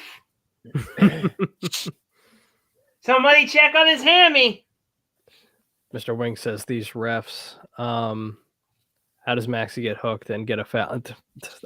Mr. Wing, I could only tell you. I could only tell you. Yeah, what was the disparity in free throws from us to them? I'm telling you, this is good. It's going to matter throughout the entire rest of the season. Oh, it's going to absolutely. Hold on, I'll tell you in a second. Let's see, Sixers Timberwolves free throws. Like 26-12 or something. Probably something like that. Let's see here. Actually, no. What am I doing? I'm going on Twitter. Hold on. Sixers, Timberwolves. Let's take a look here. Of course, they're not going to give me the stat immediately. Hold on a minute. Free throws. Let's see here. Sixers have 26. Yeah, we know that. This is from Les Bowen. Astute NBA observer that I am, I feel that the Sixers can average 65 points a half with Harden. They might win fairly often. Thanks. I love Les. Thanks, Les. He's become a snarky son of a bitch in his retirement, and I kind of love it. I think that's how Les has always been, but now it's just like he has no one to answer to. Yeah, so it's but like he was pretty like in check with it most of the time. But since he's become retired, 26 what are to you 13. off by one, Jake? Thanks, Bill. 26-13. Off by one. Yeah, so we have them doubled up in terms of free throws. So Yeah, he says they went to the line twice. What they did, yeah. I mean, honestly, 13 times is a lot and a half. So, that means you're going to line 26 times a game, which is pretty sure that's above league average. Oh yeah, That's going to be it's way above because league average. we're getting so many calls that they're going to feel obligated, like I said, to keep it close. Yeah, and that's what they're going to, and that's my other concern too, because you're going to have teams complaining about that and that whole thing, and then I'm worried about once we get into the playoffs, obvious calls we should get, we're not getting because teams are going to complain like, oh, you're giving all these fouls to Philadelphia. You have to make it fair. But It doesn't matter what you want. it doesn't matter what you think.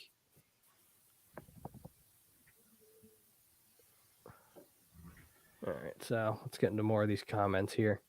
David Cook says Maxey looks very aggressive, and that is huge for the amount of attention Harden and Embiid and even Harris draw. Yeah, no, absolutely. Yep. It's just with like obviously Embiid and Harden, you have your two racehorses, and Maxey's just a firecracker. Ew, that's the best way I can put it. He's just all over the place. Comcast set is fucking ugly. Huh? The new Comcast set is ugly. Yeah, it's weird how they have it set up. So with theirs, they also do the same for what is it? The Sixers and the Flyers, I believe. They have like the same pre and post. But then once you get into Eagle season, they get the big studio. They Barkan and them. They get that big studio. But let's see, what else do we have? So happy Ike Reese doesn't have to deal with him anymore. I miss those days. I'm not gonna lie. I miss those days. But I'm fine with who they got now. Can halftime be over, please? I want to watch more. I want to watch more James Harden. I don't want to wait to any. I miss the days of Ike and Grumpy Bear. Ike and Grumpy Bear. Goodness gracious! All right, so let's see here. Let's look at the Sixers schedule moving. Whatever happened to Ike Reese? Let's look at their schedule moving forward. Dubs. So yeah, that too. So Sunday, 1 p.m. they go against the Knicks. Yeah. Wednesday, Sixers go against the Knicks again. That Friday, March 4th at 7 p.m., the Sixers go against the Cavs. Saturday, March 5th, the 76ers go against the Heat. Monday, March 7th, Sixers against the Bulls. And March 10th, mark it on your calendar. Ben Simmons isn't going to play, but the Brooklyn Nets come to the Wells Fargo Center. And I'm still convinced that Ben's not going to play. No shot. Yeah, I'm highly convinced that he's not going to play. Just saying, I'm willing to sell my tickets to March 10th to the highest bidder. If I was you, I'd sell them immediately. I was just going to say, put them on. Before they say Ben's not playing, put them on one of those marketplaces now. Yeah, I would. You think I get $1,000 a piece? No, no way. Well, where are your seats? I was going to say, it depends on where you're at. 127. 127. What row? That's a lower bowl. Yeah, what row? I think it's like row 14. I mean, you could easily get a couple $100 for them. Yeah, and it's a pair. Yep. You might get away with like 700. Let's take a gander. All right, so the second half's about to kick off. Minnesota has the ball. Starting with the ball, I should say. Todd says, did anyone enjoy All-Star Weekend? No. I don't know. The game, that was about it. Yeah, the game was okay, but like, I don't know. Like All-Star games in general, I don't really pay attention to. I don't really care about them. That's just my opinion. But I mean, I liked it because Joe balled out. So yeah. it's always nice to see your guy perform well in one. There you go. Shoot from 3. Thibault staying hot. Bill Middlebrook says time for Doc to make his second half adjustments that make the team that make the game close again. Should be an easy win tonight and the next 3 games, Knicks twice and Cavs. Yeah, absolutely. You would hope, right, Bill? You would hope. At least from a betting perspective, you would think it's easy money, but when it looks easy, you always get screwed, right? With as much as we bet. But yeah. Let's get past this game first, though. before anything, let's get past this game first. Red Sand says, love that Tobias is being aggressive from the perimeter. How he's attacked and where on the floor is going to change a bit. Nice to see him step into his confidence and hit them. Yeah, step into his shots confidently and hit them. Yeah, he's finally being able to use like he was supposed to. Oh, and I think we talked about it earlier, Pete, to where you're going to see a different Tobias to where it's going to be like when Butler was here. Well, I say last year just because I think he was way better. Yeah. Because Tobias was like a legit 3rd star last year. Mm-hmm. Like he was an all-star last year. I don't give a fuck what anyone says. Harden was looking for the oop. You're the oop.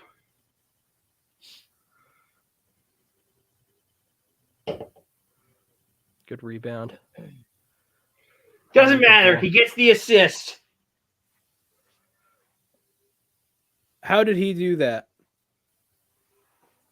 How did Maxey? Oh my god, dude! Those layups are just automatic. It's insane. I don't care what anyone says. He's Tony Roten who can finish. That's what he is. I mean, I'll take it.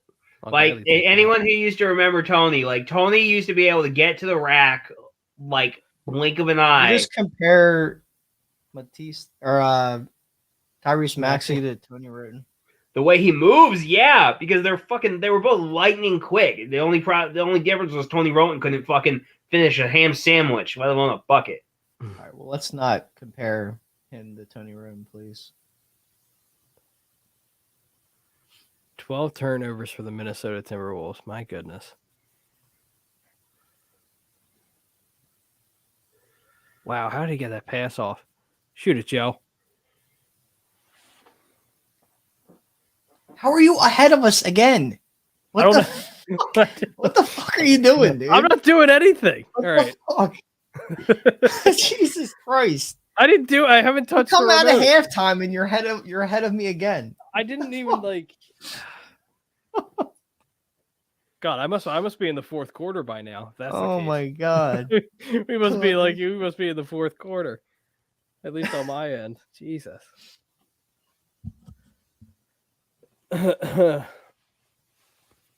let's see here. Let's take a quick look at the score. I forgot to mention that. Hold on a moment.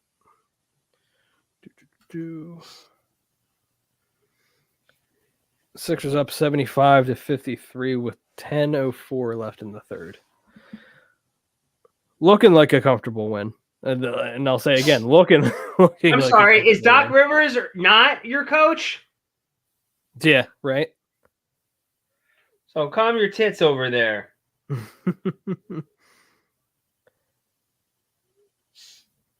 Hold on a minute. Let me take Game of runs, boys. What'd you say? I said it's a game of runs. Yep. That's basketball. It's absolutely what it is. It's a game of runs. And that's why it's so tough to bet on basketball. You know what I mean? So when you think you have a game locked up with 4 minutes left in the 4th, and then the opposing team goes on a late run and wins it, that's why it's one of the tougher sports to bet on. But that's the game for you. Let's see. Todd says I got those connections. What was it? Oh, right.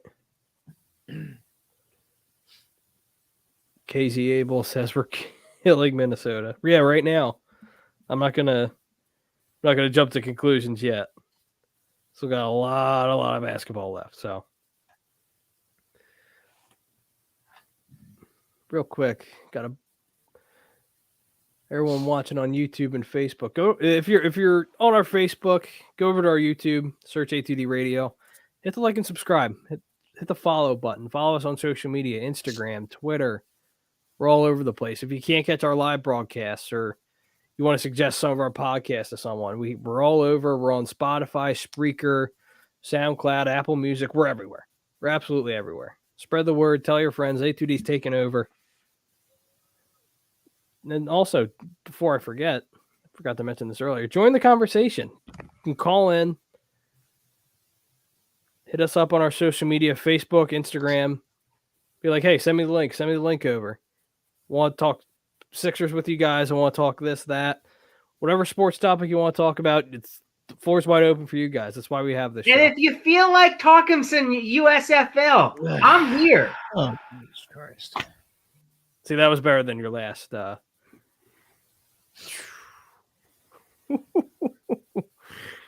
a whole draft to break down. I'm just saying. That was a nice pick by Matisse. All right, hold on. Real quick. All right, I'm at 9:30, Dan. So let me know when you get to 9:30. 9:30 now. Cool. Maxi. Oof. Brick. Oh, my God. Calling a foul on Harden for that? That's not. You can't do that. You can't call fouls on Harden.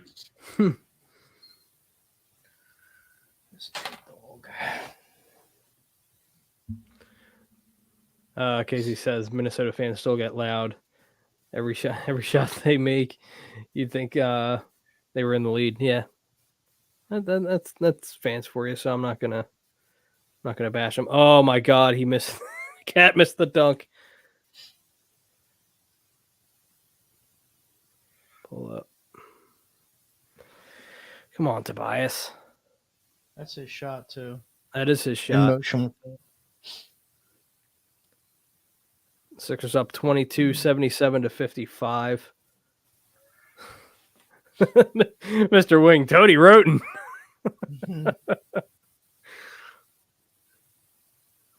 Oh my God. Great passing. Wow. That's pretty, man. He didn't make the shot, but that was pretty. That was real pretty. It was just clean. Each pass was clean. Oh my God, he didn't make that either. Should have been a foul. Oh, Tobias jumped too early. He's looking for the slam.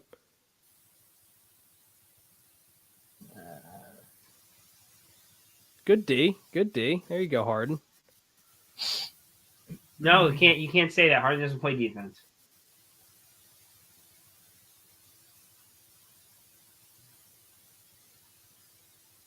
D'Angelo Russell. I think Russell's at 20 now, right?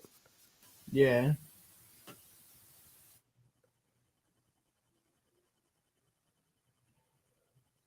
I got you, Todd. I got you. Meant to send that to you before the second half. My fault. My fault, Todd. My fault.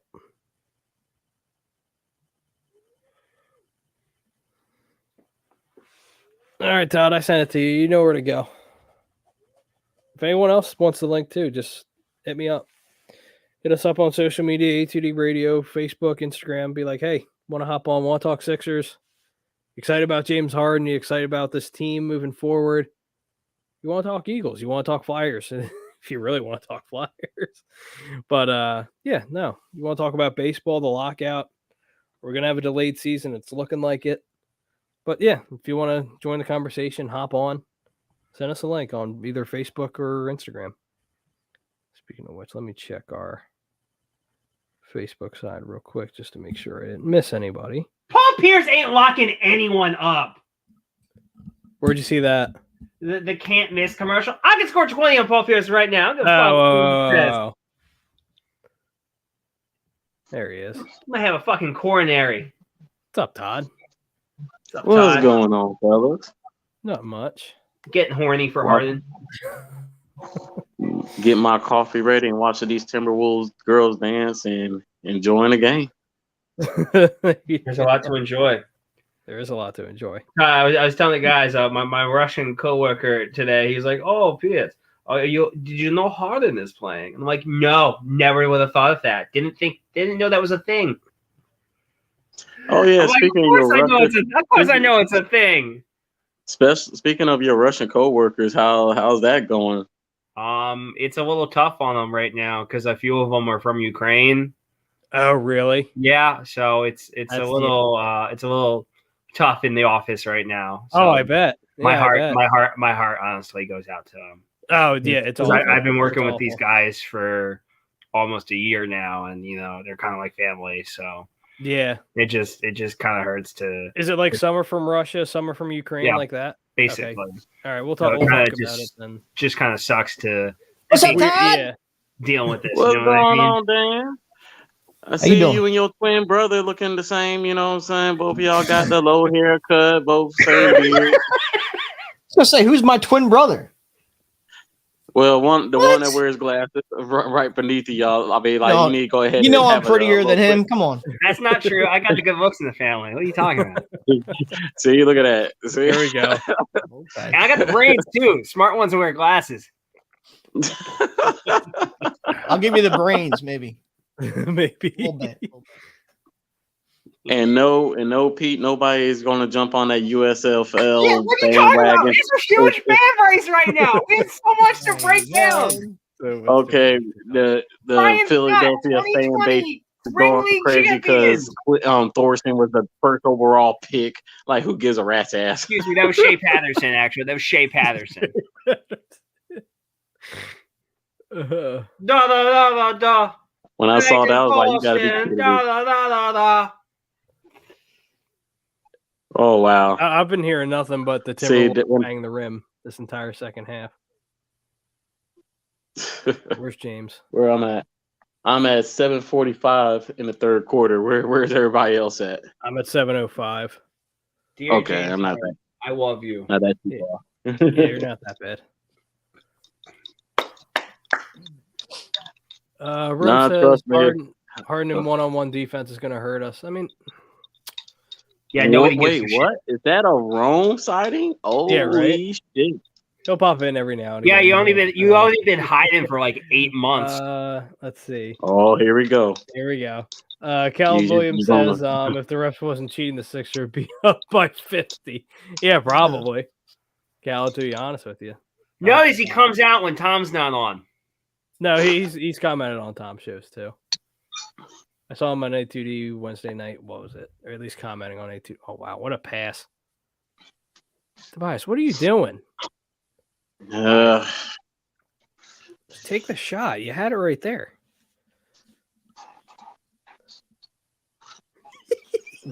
He did it again. I mean, are you kidding me?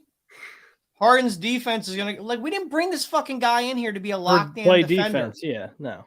We got him here to hit big fucking shots, okay? I don't give a shit about James Harden's defense. Yeah, That's no. like the saying, end of the day, we can't play James Harden. We should play fucking 5-0. At the end of the day, in the playoffs, he'll play adequate defense. The guy's averaged 2 steals a game Yeah, in a season multiple times. So and the I'm not worried about it. Yeah, and the thing is too, like you don't need having a top. I remember when we were talking about it was a couple years ago when we bragged about having like a top defense in the NBA. Yeah, What You did don't that need a get top- you? Jack and shit. Yeah, exactly. You don't need a top defense. Jack in left the town. NBA. Yeah, Oh, yeah, absolutely. I You don't mean, need a that's top why defense in the you know NBA. still everybody's need a going good crazy. one, but go ahead, Todd, I'm It's sorry. just funny. They always hear like Stephen A. and all those national. Oh, the Nets are going to be so much better. They got a defensive player. I'm like, motherfucker, we're the number 1 ranked defense, and what did that get us? It's second round Not a exit. damn Oh, and that's thing. funny because like 2 weeks ago, it was Ben Simmons is a bum. Ben Mhm. Simmons can't shoot. Yeah. Ben Simmons is a detriment to his team. Now it's, oh, well, he's an all elite defender, Mm-hmm. Yeah. which he is. But like, why did this not matter 2 weeks ago? Oh, because he's playing with KD. That's why. Shoot it, Joe. who's not even fucking healthy right now. Well, I feel like this is when it's the off season for the NFL, and it's Philly is like we're trying to do something in the NBA. It seems like the national media knows how to troll us. Oh, And it's like they send out so much clickbait. Like that's the one thing I'm sick of is clickbait and all these just rumors upon rumors all on my timeline on Facebook or even on YouTube. I'll get like my little notifications from different radios or other guys that cover Philly sports, and I'm just like, okay, man, we this is too much clickbait for me. Yeah, and I'm getting tired of arguing the stupidity. way too much. Let's see. Casey Abel also says it's just amazed how Embiid towers over Cat, and Cat's a big dude. They're all big guys in the NBA. They're all big guys. Oh, absolutely. Everyone's the TV at least does not 6'3" do and them justice.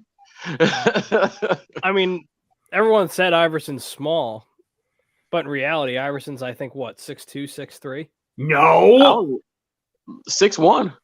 Is he 6'1"? 5'11" to 6'1". No, he's not 5'11".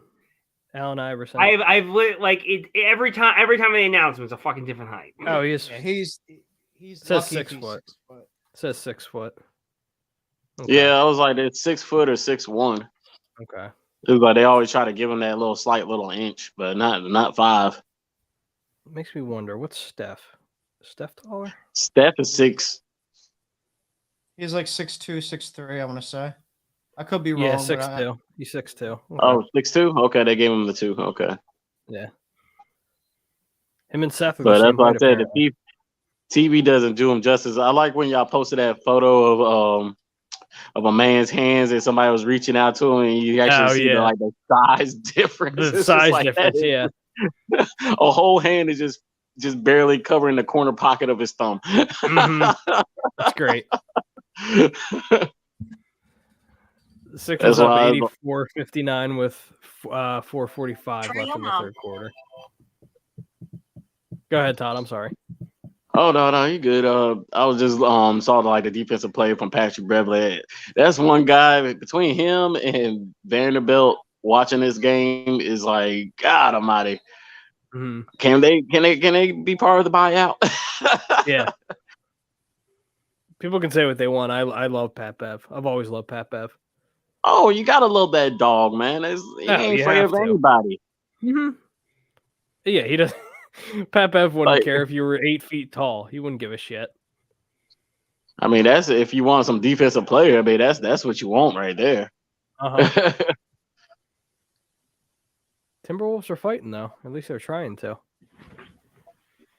Well, I mean, they're not no pushovers. I don't know why everybody keeps thinking like they just gonna be rolled over. I mean, that's why you got a good team. They're a good team. You got Cat, Russell always been like that up and down player, but he got potential. No way. I mean, then you add Pat Bev. I mean, Pat Bev is always gonna do what he's gonna do no matter what team he's on. Yeah, exactly. Yep.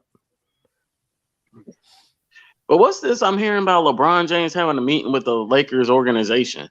So there were rumors going around the past day or so, I want to say, that there's a possibility that this could be LeBron's last season in Los Angeles and he could end up leaving to go somewhere else. And depending on where his son goes? They had a meet. Well, that's later on in his career because I think Bronny has 2 or 3 more years before he's eligible. I could be wrong. Okay. I think it's at least 2. We'll sign whatever you need, Ron. We'll sign whatever you need, man. Whatever you want us to sign, we're good, baby.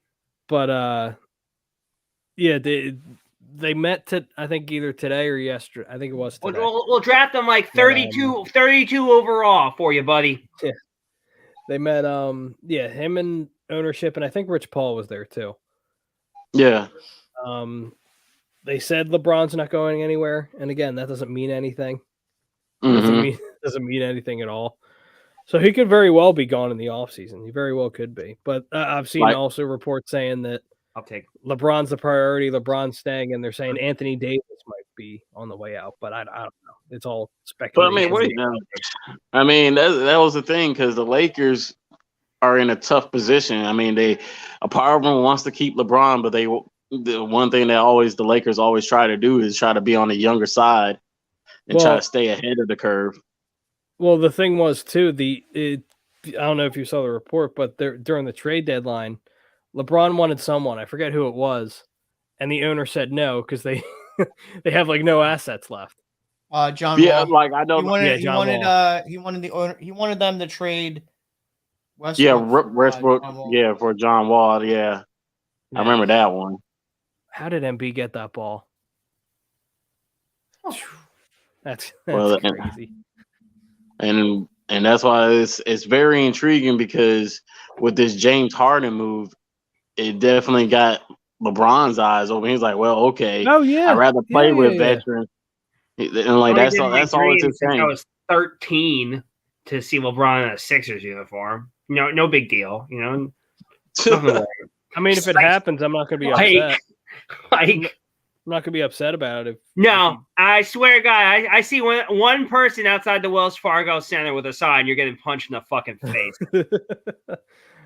Robert says he's going back to. So we had, sure, okay. I don't think So back when we had the chance to sign him, there were people who would actually go to games and stand outside the stadium with signs saying we don't need LeBron. Oh yeah, I remember. Because their whole argument was, it won't be our championship; it'll be LeBron's championship.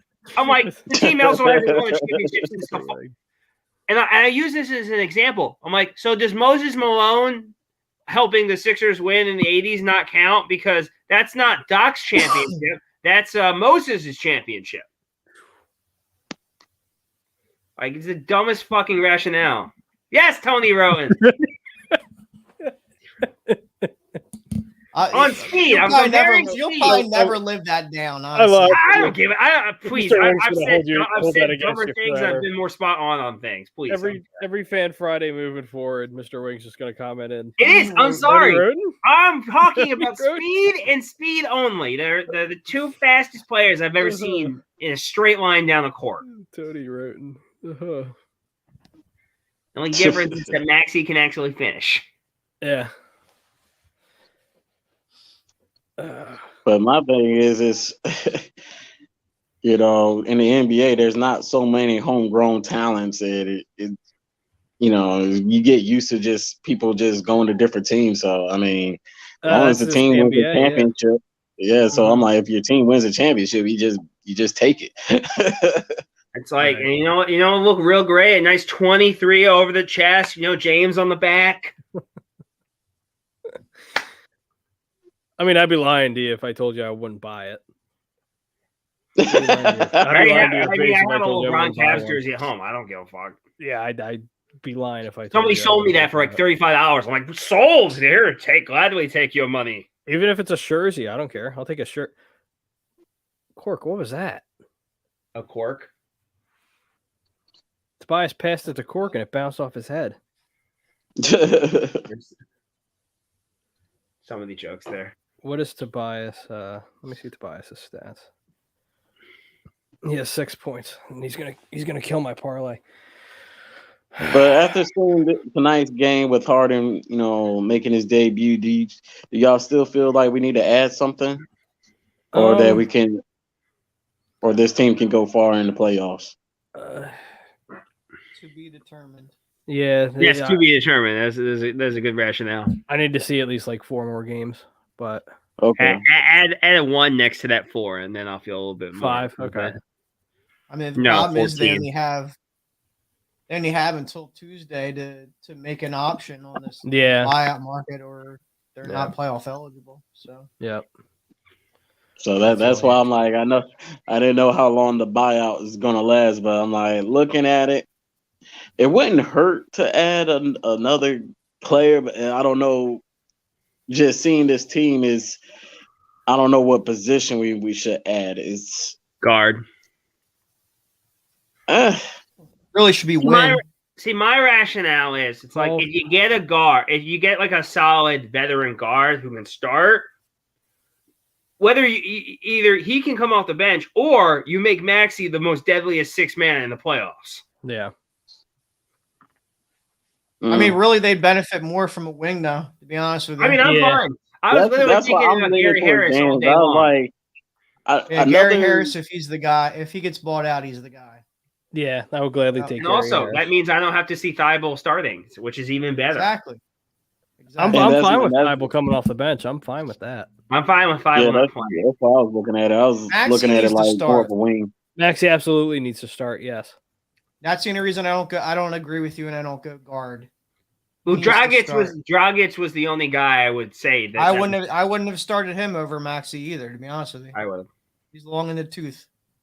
Well, I mean, you'll see in Brooklyn soon enough that he's not. And that was my thing. I mean, like that. Hey, I said I wanted to keep Maxey, and I didn't. I'm glad that we didn't go hard for Lillard and put him part of that trade deal, because look at the development Maxey has brought to us. I mean, there was no, like, right at January, everybody was like, okay, there's no way we could get rid of Maxey. I mean, he's just doing too much, and you just see it. Just remember, if we did this deal a year ago, Thibault is gone, Maxey is gone, Tobias is probably gone, Ben is gone, and Danny Green, for fuck's and you're probably trading like at least 3 firsts. Mm-hmm. For what? For Harden? For Harden, because that was Lillard. No, when they were talking about Harden, Maxey and Thibault, yeah, and a first or two. Yeah, back then the original trade, if I recall correctly. Harris said I guess Tobias probably wouldn't have been thrown in there. Nah. So it was money-wise, it wouldn't have worked. Ben, Thibault, and Maxey, and like multiple first. Yeah, probably. And you only had to trade one of the 3 now. So come on, Green. You always do that shit. Oh, I know. God almighty, man. It's like open looks. Either it's going to go down, or it's just he's going to start building a house. Mm-hmm. Here's a stat for you. It took Ben Simmons 172 games to hit his first career 3 with the Sixers. James Harden did it in 8 minutes.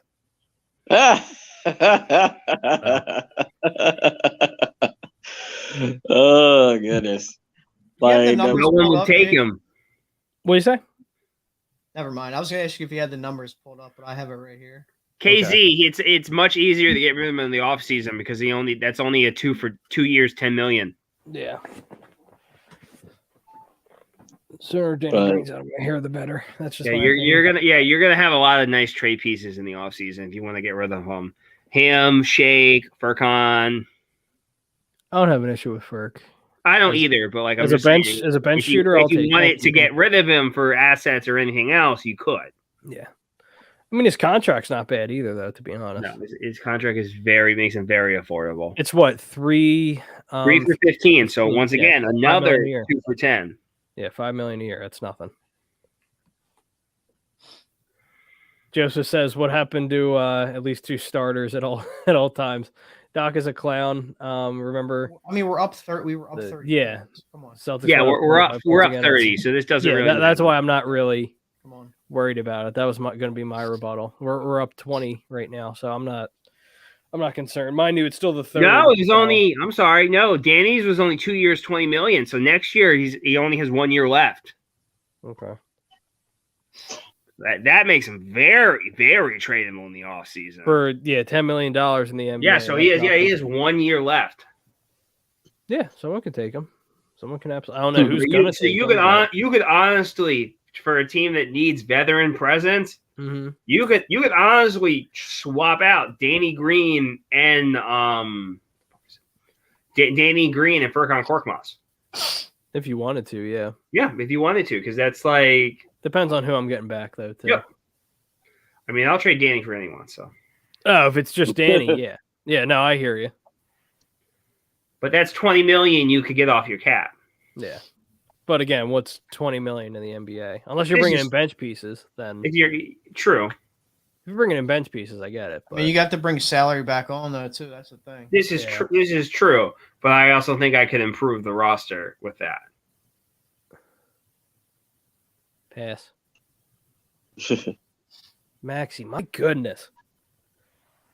Dude, it's automatic. Whenever he's in when he's in the paint, it's just automatic.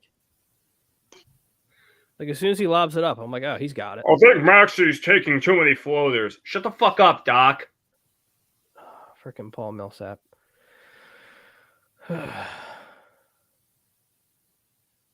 Like I said, Doc knows he's on the hot seat now. I mean, you don't have two caliber players like this. Like he knows he's feeling the pressure, so he don't need to say shit. He need to get his rotation right. KZ, yes, sign me up. Oh God, yes. Let's bring our boy home. Sign me up. I will gladly. I'm still mad because we were this close to getting Neurons back. I'm so mad. I'll gladly take Dario back. Now Maxi's got 20. Yeah. Maxi has 20? You got 3 guys in 20 scoring in 20 points, yeah. That's come on, Millsap. That's 3 guys in 20. Wow. Damn it. I'm surprised you're still on this damn team. Nope, get out of here. Ah. He's fine. Brick. Fuck. Sixers up 96-77. 10 minutes, 30-something seconds left in the fourth. 29 now. Excuse me, 10:29 like left. Stealing candy from a baby. Minnesota's getting a little hot, though, so come on, Tobias. For fuck's sake. Yeah, this is the kind of shit, man, with this guy. Like Doc lets him loose. That's the issue. He's letting him loose too much. It's like, oh, we're up. Okay, let me let off the gas or we get too fucking aggressive. Or he feels as though he needs to save like he got to save like every fucking timeout and wait till like it gets close to like a minute. Yeah, I don't know what we're waiting for. Like in the fourth quarter, I'm quick to call the timeout to stop a run. Oh my God! I mean, I'll take a free throw.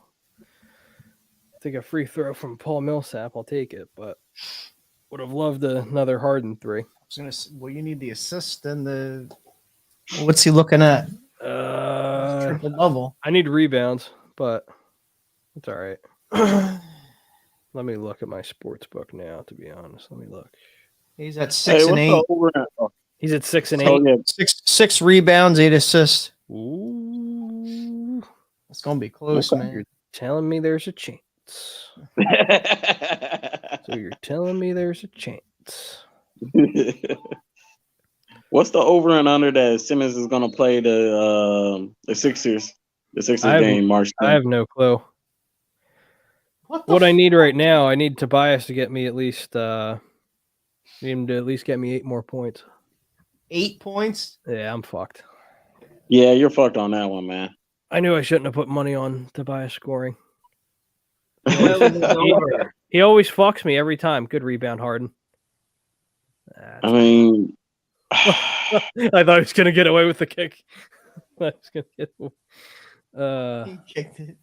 I thought he was going to get away with it too because it was a delayed whistle. It's gonna be like, no fucking way he got away with that. No fucking way. I was gonna say, if he got away with that, then you could tell me he could commit murder on the court and it wouldn't be called. Did Reed foul out? I don't think so. Sixers up 97-77. 9 minutes, 26 seconds left in the fourth. Doc looks confused. Come on, Harden. No, business as usual. Yeah, exactly. Business as usual. Doc's all confused. Can we just talk about how the Sixers were able to secure a 3 seed without Ben Simmons all season long, and only just now got Harden? Well, I mean, hey, Embiid took his game to a whole nother level. That is fucking impressive. Yeah. I mean, when you went in, I mean, you got to remember, we went into the off season.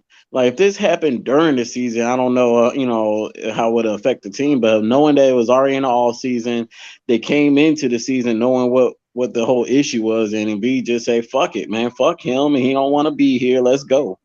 Mhm. Jake, you remember Johnny naming all those teams that were going to be ahead of us in the rankings in the offseason? Mm-hmm. What did I say? I said 3, right? I think you said 3. I forget. Yeah, I said we'd be in the top. We'd be a top 3 team in the East. Well, what do you know? We are. Let me see. I'll be right. So, how many assists does Harden have right now? Let me see. 64. What? Yeah, I don't know. I don't know. We have all fucking backups in, mainly aside from. Actually, no, never mind. We have Harden, Maxey, and Tobias. Never mind. Now Embiid's coming back on. Yep. Oh, good there.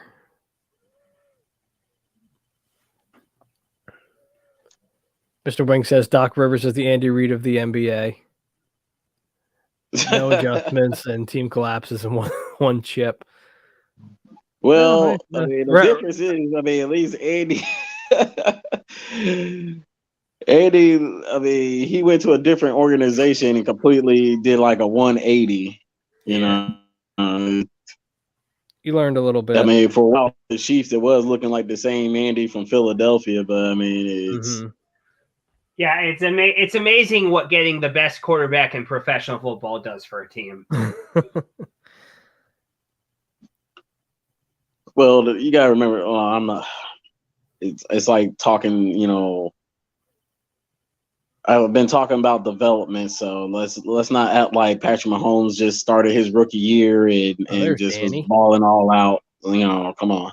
Yeah. I mean, he played one game. He played one game, which he did well in, and then the next year he took him to an AFC Championship game.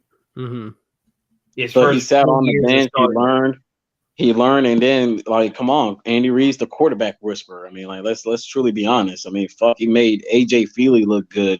I mean, the count. No, he didn't. Have you seen his numbers? He was like, when did you see his numbers with Philadelphia? Yes, they weren't good. Oh my God, Joe.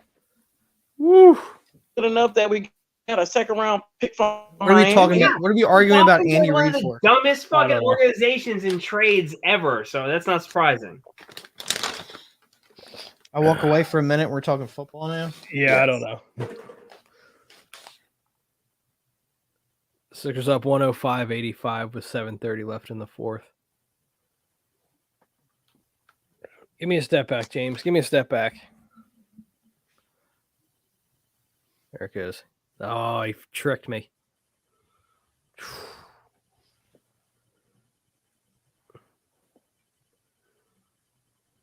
Jesus. There we go.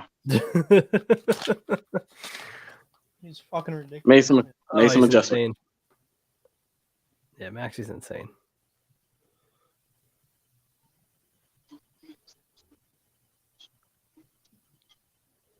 Damn, Townsend. Yeah, the Towns thing was already called like a minute before he got to the basket. All right. He's still going. What's random question. Okay. All right. When you guys eat trail mix or any kind of trail mix, what's the most overrated thing in a trail mix? Depending on the trail mix. Peanuts. Well, you're hurting my feelings. I can't eat peanuts. I can't eat peanuts. No. Oh, are you allergic? Yeah. Okay. That's acceptable then. Yeah. But like, Jake was like this talking about peanuts. I can't do I'll peanuts. fucking die, man. Not that I'll die. I just because I will sick. die. Not that I Dan, go die, ahead. I just get really sick. He's like, eat a couple of nuts. Did you die? No, I'll But just did you throw up. die?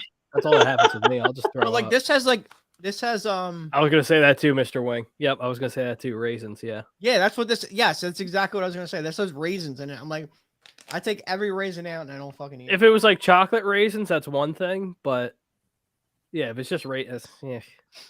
I don't mind raisins, man. I used to I don't tear up mind some- them. like a box of California raisins. Boy, what was the thing they used to have in a kid, and they always like put the raisins in there instead of like the candy? little box, the little pink box with the white lady on the front. That's a waste of calories, though. What? If you're like doing that thing, like I'm counting calories, so like I don't eat any of them because it's just a fucking waste. I don't enjoy them. I love raisins. No, I'm with you. Well, when that kind of trail mix you're eating, I mean, yeah, that's why I said it always depends on the kind of trail mix you're eating, and because was it like certain trail mix? I hate the pretzels because it just makes it taste fucking weird, like everything is super salty. I have my sports book right in front of me. Shitting my pants. So like 7 minutes left, Jake. Something like that. He should get it. Yeah, 6:46. He should get it, but we'll see. But now you need that Tobias 8. That's on my other parlay. That's on Nate's parlay that he put out. But that's the thing. And this is what kills me in gambling all the time. Whenever I have like a bad feeling about a guy, I'm like, maybe he might have a good night. I'll keep it in there. I get fucked every time. Every time I get fucked. I hate it. That's why I can't bet with with the stats when it comes to betting. I hate it. No, I can't. I don't either. I usually don't. That's the thing. I usually don't. I'm usually just a strict spread or money line guy. Because I quickly go saying, "Fuck the game! I need this motherfucker to score." Yeah. But the thing is, too, I never bet basketball. Because you never know. Yeah. But like the only time I really bet, like I mainly bet during football season. Football season's when I bet all the time. Yeah, that's my big money get money time. Like the NCAA or March Madness. Oh, I fucking suck. Mm-hmm. How much time is left? You got like 7 minutes. Yeah, 6:40 left in the fourth. Oh my God! Here we go. Here we go. Starting to cough up the ball, or starting to let the game get away from us. I know that sound, Jake. Fucking shoots from 3 and it's a foul. Here we go. Oh my God! Lazy. Wow, Maxey only had 4 steals. It feels like he had more. Yang should have just backed up there. There's no point of him going into him at all. No. Mr. Brink says, "Yeah, this looks like Maxey, Harden, and Embiid scoring feast. Tobias will get the leftovers. Yeah, pretty much." Hot damn. There we go. Good shit, Joe.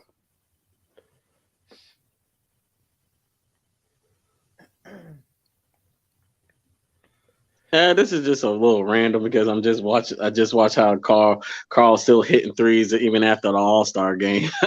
Yeah. You think he wouldn't mind coming to the Sixers? Oh my God. Towns? Yeah. Put him on the wing since he loves to shoot threes. Sure, why not? I don't know how you're getting them. I know. Did he? No fucking way. He's fucking ridiculous. He's fucking ridiculous. And one. Oh, please don't tell me. That's the second time he's done it tonight. Uh-huh. Don't tell me. I love this man. Over the center. I love this man. Remember, he don't have it no more. He's washed. Yeah, he's fat. He's not good anymore. Yep. Oh, look at this smiling motherfucker. Yeah, Daryl, we were talking about it earlier. Daryl says Harden got the ball.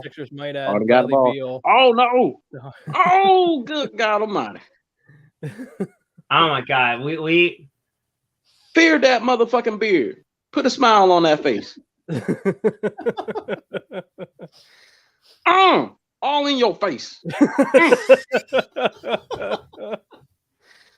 Nasty. Look at that rotation. That's beautiful.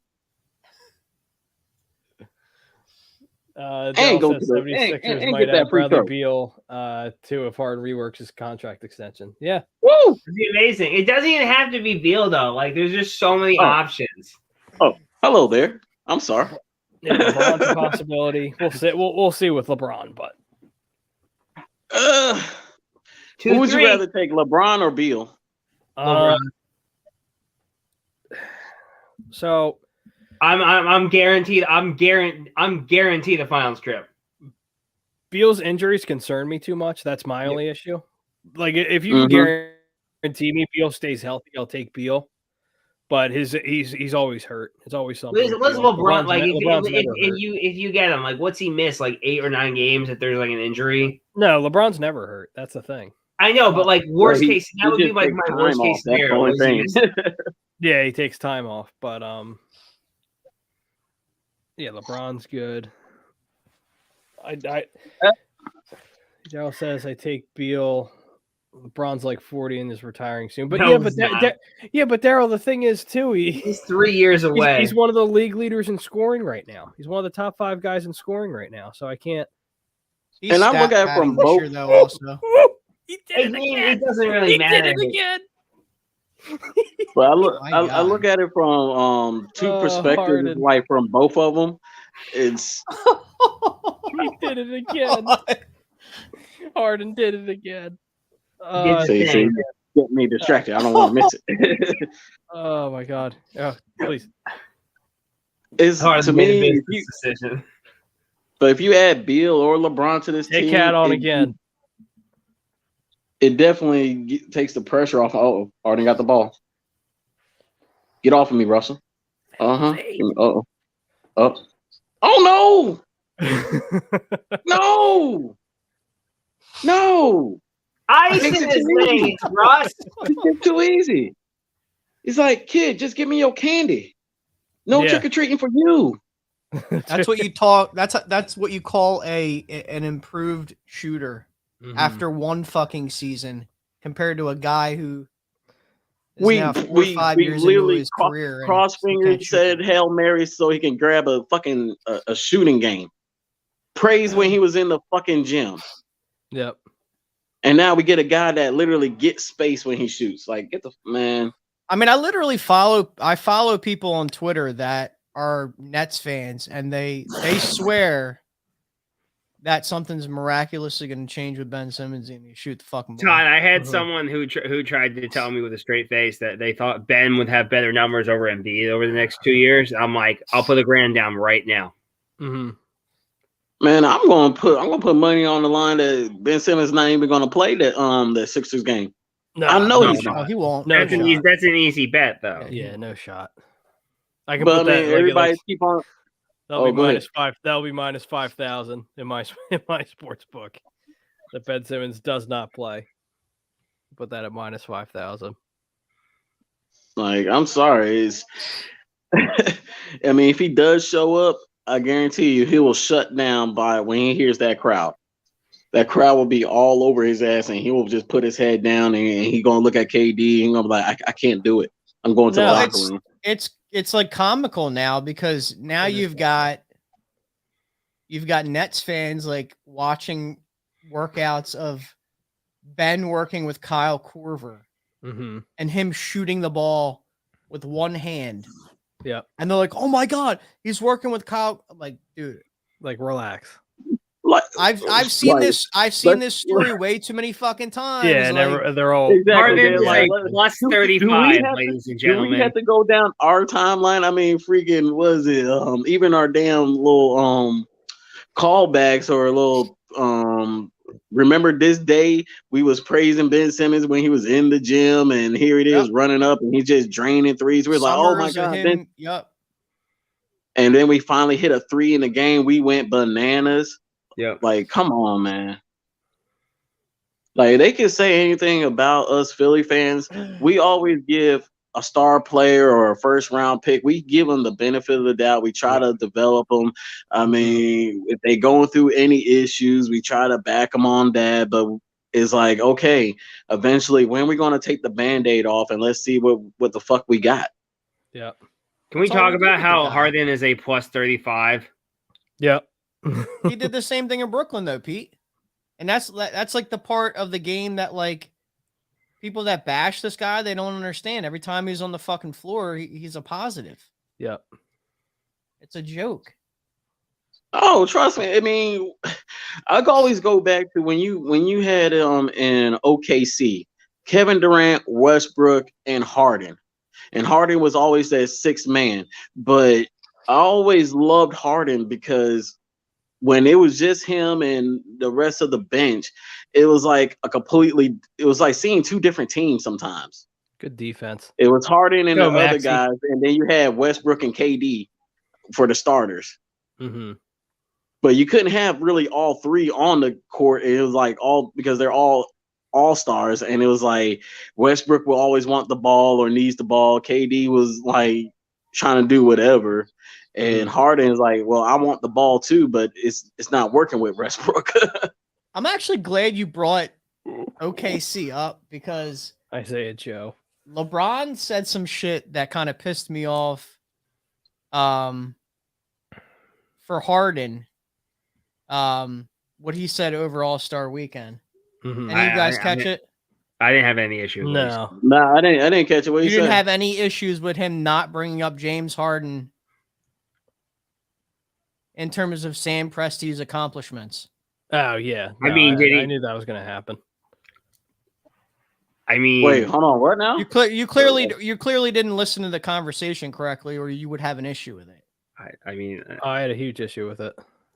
What did he say? I didn't get the context of So it. he praised Sam Presti, right?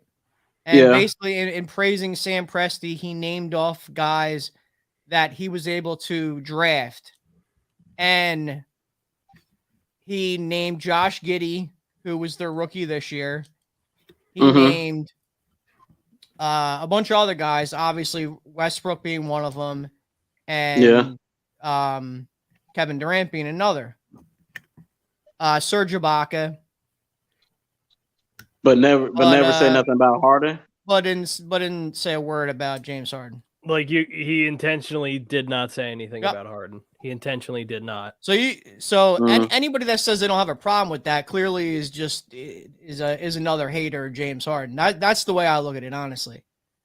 Well, to go down, I mean, if you talking about OKC, like just drafting him for OKC and to leave Harden off, yeah, that's a major disrespect. Mm-hmm. He's going to be one of the top point shooting guards of all time. Yeah. He's already a top 75 player ever. I mean, without a doubt. I mean, that's why if you're an OKC fan, you are truly like you had 3 Hall of Famers on your team at one time in their younger years. Like there was no reason that y'all shouldn't have won a championship. Mm-hmm. Like that's what I'm saying. Like if people who just starting to get to know basketball and hear about KD, James Harden, and Westbrook, and then they find out they was all on the same team, the first question is how many championships did they win? Yeah. Uh-huh. And then you're like, it's only made it. Oh, go ahead. I mean, we talked about this on Twitter. I don't know if I talked about it to you guys, but I talked about it in a thing that was going back and forth on Twitter about literally one of the best guys that we had in the city in Allen Iverson, and where James Harden ranks with him. And he's gonna surpass Iverson. Mm-hmm. Like as much as anybody in this city wants to disagree about it and hate it, like I loved Iverson. I watched his entire career here. Mm-hmm. And I loved what he did for our city. But in terms of like accolades and what Harden is going to be able to complete, even without a championship, because neither one of them have it, he'll surpass Iverson. Not yet. Yeah, I'm just saying, like, even if he doesn't win a championship, he'll surpass Iverson. He's already passed him in assists. He's already passed him in rebounds. Mm-hmm. It's a matter of time. It's probably by the end of next year, he'll pass him in points. Mm-hmm. I mean, granted, we can always say that whole different era and shit like that, but at the same time, I agree with you, Dan. He could have played in that area. Harden could have played in that area. Oh, yeah, absolutely. No question. I mean, that's what I'm saying. Like, I know that's what always going to be somebody always going to bring it up about, though they played in different eras and stuff like that. But I'm like, at the end of the day, you could definitely which players that could play back in the day and which players wouldn't be able to play back in the day. Yeah. But even so, just the impact alone, I mean, just by seeing how Harden has been to 3 different teams now and has made truly impacts. Like, that's how I always look at it. When you go to different teams and your play doesn't drop off, or like you can still have like those elevations, or you still considered the top player in the NBA. I mean, come on. What can you say? There's nothing. I mean, there's no dispute about it. Yeah. I mean, we all knew that, like you, Jake. I mean, you talking about who his trainer is. I mean, I think James Harden, when it's all said and done, he's going to have the best exercise videos of all time. Oh, because, yeah. I mean, he literally shits on P90X and Insanity, because within 2 weeks, he looks like a completely different person. He's just skinny, yeah. I swear he lost weight on the flight over here. Yeah. Yep. He hopped off the plane. I was like, wow, he already lost 2 pounds. I remember I was talking to Dan. He's got the Nutty Professor diet going on. Yeah. I remember I was talking to Dan about after Harden's first practice. I'm like, he looks skinny. He looks good. He looks skinny. I mean, what? He had a solid, just 3 weeks. I mean, I didn't see him really at the All-Star game, just chilling, whatever. So it was like he was in the gym working out. Yeah, that's true. Wow. I mean, Sixers won 133 to 102. James Harden, 27 points, 5 from 7 from 3, 8 rebounds, 12 assists. Joel Embiid, 34 points, 3 of 5 from 3, 10 rebounds, and 3 assists. My goodness. That's a great game. My goodness. And that doesn't even get into Maxey either. Tyrese Maxey had 28 points. I mean, hey, to say that, we was trying to hope for, we love the defensive, plays and all the other stuff with Simmons. It's like, look at this. This is the kind of stats you want in the NBA. Did you guys hear what D'Angelo Russell said prior to the game? What did he say? What D'Angelo Russell, when asked what he anticipates playing Harden and Embiid tomorrow, they got to worry about us. That's what I anticipate. They got to guard us. They got to stop us. Yeah, I mean, what I don't know what you really expect them to say. what do you expect them to say? I mean, you want you're not going to say, well, we know we're going to have some all-stars. It's going to be competitive now game. when you look at it and you look 30 at it now. Let's see. Sunday afternoon is going to be great, though. Sunday afternoon is going to be. It's a 1:00 game, right? Yep. Yeah, that's sweet. Awesome. I get to watch that and go on my date. It's going to be a fun time. There you go. Wow. Even the Timberwolves little media covers, they said new look, same beard. Isaiah Joe, man. That's my dude. Mr. Wing says, speaking of playoffs, he needs to be an efficient shooter. Those driving lanes get shut down. Talking about Maxey. Yeah, no, that's fair. Yeah, well, he's shooting 34% or something like. Yeah, Maxey, I'm not worried about. If this was last year's Maxey, this is a different story. But he's massively improved from shooting. Yeah, he's drastically improved for sure. All right.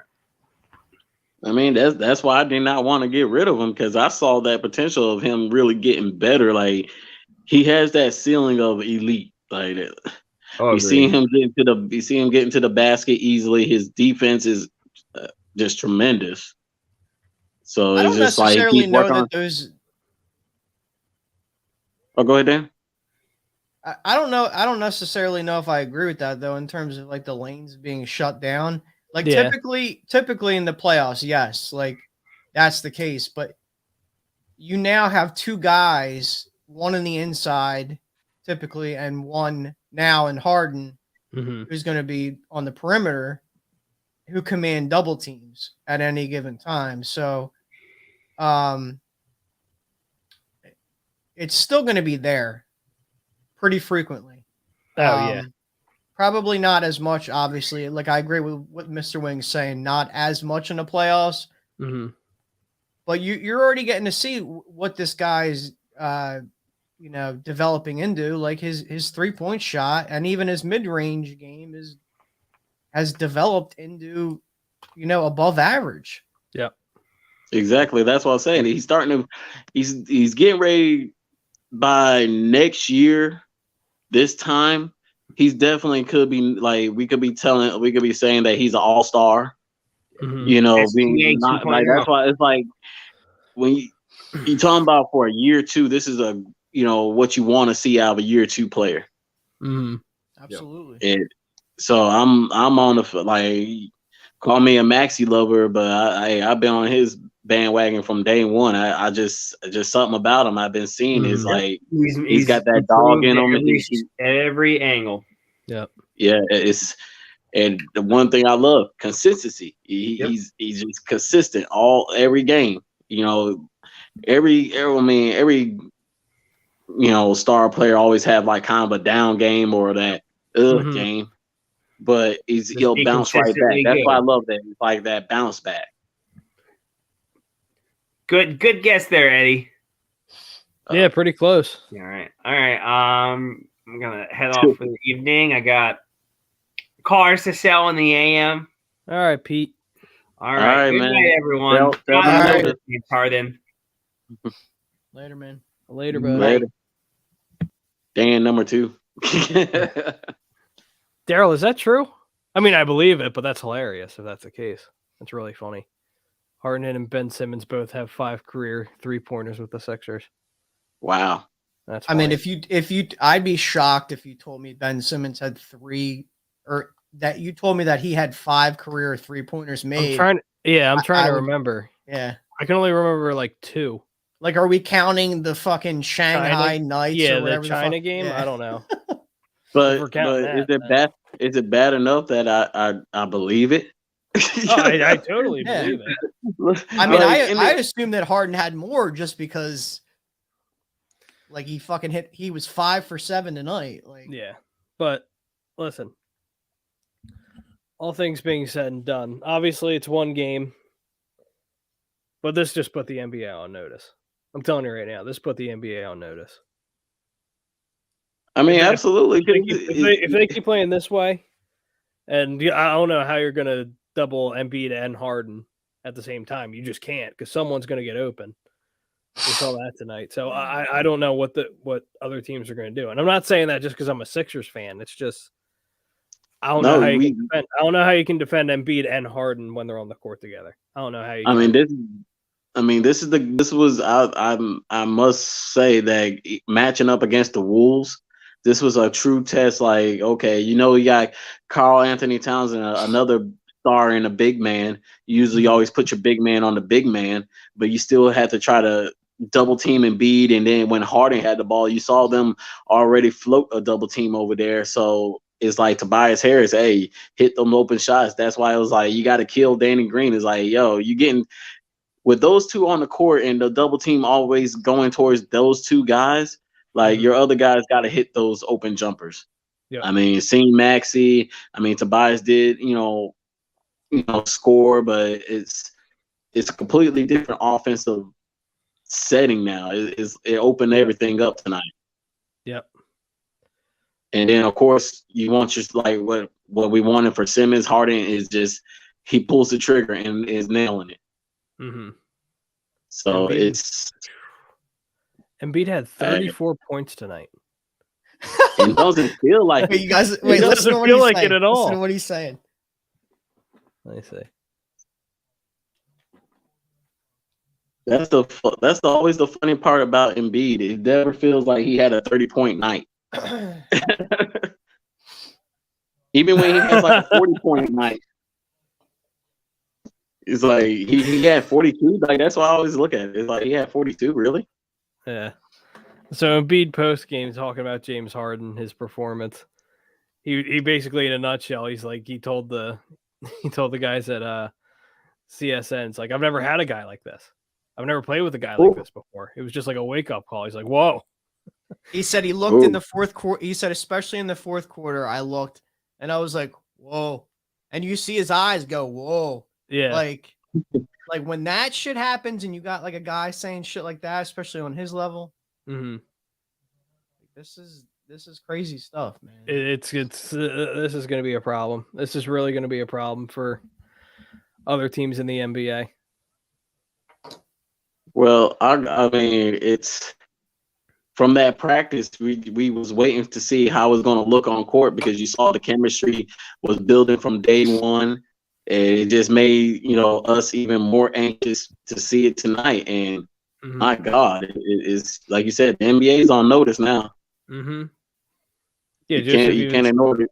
Yeah, Joseph even said Embiid had a quiet 34 points too. Like it didn't even seem like he was dominant tonight. That's the scary thing for other teams. Yeah, absolutely. And I saw the final stat line when Embiid was being interviewed. I'm like, wait, 34 points? Yeah, where the hell was I? Where was I at? He's like, I saw him go to the line. It's like I saw him go to the line. I saw a couple of dunks, but where did this 34 come from? Yeah, I saw like 2 threes, but yeah, between the three guys combined, Maxey, Embiid, and Harden, they almost scored 90 points combined between the three of them. Now you're not going to get that every night. No, but still. But even if you get that between the 4 of them, that's scary. And include Tobias in that conversation, if you get 90 points between your four of your starters, you're going to win most of your games. Like, there's no way about it. Yeah. And even when you have 2 guys on the same team scoring 20 plus, you're going to win most of your games. So NBA, pay attention. that's all I'm saying. Pay attention. Because this, I think, is going to develop into something crazy. And that's even the scarier part, because Harden and the team, they're not in sync yet. They've only played one game together, and look what they did. So just wait till they all get chemistry together. Exactly, the chemistry, and then right now, if like I'm looking at all the teams in the Eastern Conference, the Bucks struggle with just Embiid alone. Miami is always a little bit back and forth, but so now you talking about with Harden, it's going to be really tough to see like any Eastern team really going to say that, hey, they're going to shut us down. Mm-hmm. There'll be competitive games, but as far as a team that's going to scare me in the playoffs, I don't see it now. No. Because I know I see them going to like that chemistry. Once the chemistry is there, you see those like the no look passes. I know where my guy is going to be. Mm-hmm. Oh my God. Yep. Scary. Oh, so scary.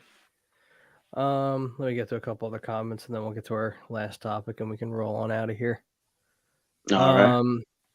Apu says, can we start to phase in Isaiah Joe into Korkmaz's place? Yeah. See, the thing is, like Apu, I've been a fan of Isaiah Joe since day one, since we drafted him. I always thought he had talent. I always thought he was a really good shooter, and he just needs time. And I think he still needs time as a player. But when we talk about phasing him in, I mean, it's a possibility. I mean, he had 8 points in 2 minutes. So, mind you, it was garbage time. But that's still a good number. But good number, but let's not go crazy. Yeah, and again, Korkmaz isn't like a world beater or anything like that. He'll have his nights where he's really good, but he's a streaky shooter, and that's just part of it. And I haven't seen necessarily anything on a consistent basis from Isaiah Joe for me to justify putting him over Cork. I get people get frustrated with Cork, and it's completely understandable, but I just not yet. Daryl says, imagine if AI had a superstar teammate like Harden. Imagine if he had a superstar teammate like Embiid. Yeah, Embiid. Fuck Harden. Combo. Yeah, fuck Harden. No offense to James, but fuck Harden. Imagine if he had a guy like Embiid. I mean, that's the only thing that was killer for AI's career is he never had that other guy. Like he never did. Nobody. He never, and I never understood why they never did it for him. I never understood it. Because I guess they just thought like, oh, well, he can take us there by himself. Why would we need? So stupid. I think that's just that Larry Brown effect. Sometimes you put coaching so high on a pedestal, that it's, we don't feel as though, hey, we don't need to bring in another guy. We can just have like some core valuable players. We got our superstar here. Let him do his thing. Mhm. It's nah. When he went against the Lakers, I was like, yeah, that shows you how many stars they have on one team, and it's just AI. Yep. Like it was that one game was truly a magnificent game, but that was it. Yeah. I'm sorry. I don't. So mean to I know what you're interrupt. looking at. I'm watching these replays of this fucking guy with these step back end ones, and it's some of the beauty. prettiest shit that you will ever see. Yeah. That's why I'm like, when he was teaching Embiid, it was like, oh my God. Yeah. And Embiid did it in that second game. I was like, oh wow. Yep. Just imagine now that when they have like a complete off season together. Yep. It's just gonna be step back city. Yep. It's like it's coming. It's coming.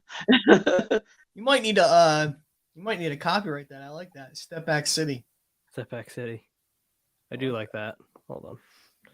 Tell Tom. You can write that down. Tell Tom get the shirts made. No, don't worry, I'm already on it. Put the shoes up and everything. Just like have a little glide. Call that the little bridge. It's like Yeah. Let's see. Yeah, Joshua even says he's like, not scary. It's beautiful. It is. Yeah. Uh-huh. Oh, scary for the other team. Beautiful for us. It's so scary for the other teams. It's so scary. Because again, I'm talking as a fan, but at the same, like as a basketball fan, but like coming from a Sixers fan's perspective, it's like, how do you even, I don't know how you defend it. And I'm not trying to be a homebody or a homer, but it's just, I don't know how you defend it. I don't know what you do when you're an opposing team. I don't know how you can defend it. I don't call it a homer. I mean, it's just reality. I mean, if you know basketball, you watching basketball, then that's what we're seeing. Mm-hmm. How can you defend that? Yep. Did you see Maxi's shooting percentage tonight? What was his shooting percentage tonight? He was 12 for 16. He missed 4 shots. So that's what, like almost 80%? Something like that, yeah. It's like 70-something%, right? I think it's at least 70-something%. Yeah. So 12 for 16, 28 points. That's and Doc's just saying it now in his press conference. He's like, we shot 40% at half. And I'll be curious to see what they finished at. But I mean, we talked about it that they had 60. They shot 40%, but they still had 65 points at halftime because of free throw shooting. Like that's crazy, man. Yeah, it's nuts. It's absolutely insane. And it's their first game together. Again, it's their first game, which you think ticket prices are going to go up? Just what? I can only imagine what those ticket prices are going to look like tomorrow. Oh no, I can't imagine for Sixers games. Yeah, those ticket prices are hopping up. That's the game because everybody's fingers crossed that Simmons plays, but I mean, just regardless. Every game this year. Is Kyrie even playing? Yeah, I don't know. Free throws, they were 30 for 36. 30 what? They had, Damn. They had 36 attempts and they shot almost 84% at the line. Yeah, because to be fair, a lot of it was in the first quarter too, because I think they were at the line 12 times in the first quarter. Yeah, something crazy like that. But still, hey, I'll take that all day. Put the other team in foul trouble. Yeah, make them really. I mean, you can. I don't care if you can say it's boring. I mean, that's basketball strategy. It's basketball, yeah. If I know I can get to the line easy and put y'all in foul trouble, what's the problem? Yeah, exactly. That's the whole thing. Hey, I'll take that all day. That, like you said, copyright it. Get the shirts ready. A2D. Step back city. Step back city. But I'll take that all day. I'll take it twice on Sunday, twice on Monday. I don't care. I'll do it every day of the week if I need to. Just as Korkmaz and Toby were terrible tonight, and it didn't matter one bit. Yeah. It's that James Harden effect for you. Joseph says Team Store needs to make more jerseys. I tried to buy an Embiid blue / or City Edition jersey. They were out of XLs for both. Yeah, I believe it. I definitely believe it. So everyone's hopping on the hype train, Joe. I hear you. It's hard to find the XLs. Just the Spectrum jersey in general. I want a Spectrum jersey so bad. I tried to find a Harden one, and even like custom ordering one. Yeah, good luck. You can't. Good luck. I think they're just low on those jerseys because they're alternates. Yeah. Yeah.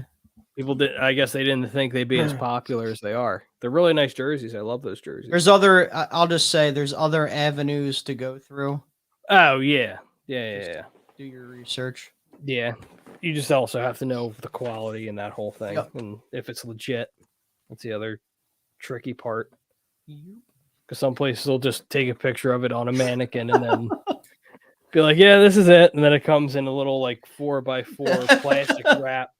Like, oh, here it is. And then What the hell is this? After you put it through the wash, the letters are peeling off. Yeah. And shit, and that whole thing, the glue's It's not working glued anymore. on. Yeah. Uh-huh. Super glue. Yeah. Hey, when I was in Japan, man, I didn't care what kind of jersey I was getting, as long as I was getting a good ass deal. I mean, fuck, I was. Oh, they like make I'm bitches, not so I'm not mad at it because it's $20. $20, whatever. And then in reality, it's probably like $2-3 to make, if anything. So I'm not mad at them, but at least if you're gonna fake it, at least do a bit better anyway.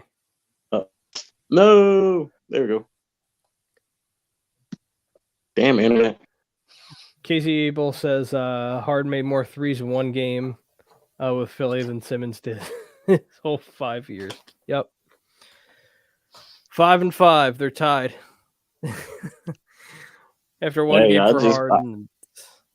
It's not. I want to see those Nets fans. I mean, while they're still waiting for him to play, I just want to see after like 10 games and they see the real Ben Simmons. I'm like, okay, this is what y'all have.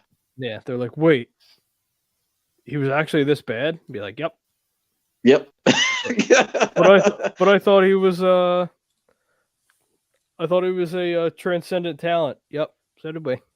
No, yep. Hey, he gives you great defense though. You gotta love that defense. He gives you great defense, but it's like, what's the cost? But we gonna get an interview or what? Huh? I said, are we gonna get an interview? Is he gonna interview or? Yeah, I don't know. But no, I'm hearing between Indianapolis is giving up on yeah. Carson. Yep. And Colin Howard is willing to trade like the whole, like willing to do like a Ricky Williams trade for Russell Wilson. Yeah, I saw that. I was Even like, I'm not willing to do that. Yeah, no, thank you. On a side note, I am willing to do the Seattle's convinced that they can get a first round pick for DK Metcalf. Well, yeah, I'll give you a fucking first round pick. I'll give you a first. I'll give you a No first. problem. A first for DK? Yeah. I'll do it. He's on his last year of his contract. He's going to need to get paid. Yeah, he's definitely going to need to get paid. That's the tricky part for me. I mean, they should be able to do it. No, they definitely should, but it's just tough when you want to get other people and you want to bolster up your defense. That's because reason being, I don't even know how to where would DK Metcalf as far as try to, because Devontae Adams is going to be the highest paid wide receiver. We all know that. Well, then he's going to want to play a game of chicken. That's what's going to happen. Exactly. It's like once we see that domino fall, is where would he land at? Yeah, I don't know. I mean, you got to look at numbers though. Like his numbers compared to Devontae, like they're it's night and day. You know what But I mean? still, let me see DK's this year because I know DK had a real good year this year. All things considered. That's the one thing I was trying to look at is like, okay, we know Devontae is going to be the highest paid. I got to see those numbers. Like that's the tricky part. Yeah, DK had 75 receptions this year, 967 in receiving yards, and 12 touchdowns this year. He had 12. Mm, mm. See, You're gonna have to pay him top dollar regardless. like the lowest I see him like DK getting is like a Mari Cooper kind of deal. If But that's the still case, like that was 25 mil a year. I'll do it. Yeah, absolutely. I'll do it. Yeah. I feel like he's the perfect guy to put opposite of Devontae, to be honest with you. Yeah, Big just as fucking body guy. Like, fuck DK. I'll take either or, Joe. To be honest, I'll take DK. I'll take Mike. I mean, if you're gonna have to pay, honestly, if you're gonna have to pay both of them, like around the same number, because Williams is, obviously, aside from Godwin, who's coming off of injury, and Odell, who's now coming off injury. Yep. Williams is going to come because he's going to command top dollar. Mm-hmm. So, like, if we're talking about DK or Mike Williams, top dollar, I'm paying DK. Yeah. Because he's a freak. Yeah. And I like Mike Williams. I've been They're on both record really saying, good. Yeah, I've been on record to saying Allen Robinson and Mike Williams are my guys who I go after in free agency. Let's go, Jesse. Let's go. See, that's the only reason why I've been on the DJ train, because compared to Mike Williams and Al Robinson, like those two guys, had like a couple of nicks and banged up and missed a couple of games. Mm-hmm. So that's the only reason why I lean towards DJ, especially when I found out how big he was. I did not know how big he was. Yeah, DJ's like 6'3", I think. I think he's like 6'3". 6'3", and he got some speed, so that's why I was like, well, shit, I could definitely get a bargain deal for him. Yeah, but DJ's also leaner though too, compared to like a DK and a Mike Williams. Yeah, he's still really good. 6'4", excuse me, 6'4". But still, that's nuts. It's hard. Hey. Yeah, DJ's not a number one though either. He's not like a true number one. I mean, they kind of said it though. Like it's like a lot of people have been saying it. Like, I feel like if DK's put out there to be had, how he might, this is all just like speculation and like the way we feel like, that he could kind of have like that. I don't want to say buyer's remorse, but like that itch because he knew he screwed up on a situation that he could have had somebody. Mm-hmm. Well, and that's the way everybody's going about Russell Wilson. Everybody's talking about he should have, how he regrets it and trying to make up for it. I'm like, that's why you can't live in the buyer's remorse. Right. Well, that's why I think that trade's going to happen. That's really why I think that's going to happen. You think the Russell Wilson thing is going to happen? I absolutely think it's going to happen. Just because of what Todd just said, buyer's remorse. What do you think? So we've been all season they've been talking about a Devontae Adams and Aaron Rodgers combo. Mm-hmm. What would you say about a foreseen thing of like a DK and Russ? Yeah, Just hypothetically, you'd have to give at least three first. I'm talking and about see, that if you're getting both of them, I'd do it. Yeah, if you're getting both of them, Yeah. that I'd strongly consider. But you have to pay them though too. That's the other thing. And that's what I'm saying. That will kill us. Like we're gonna look terrible on defense.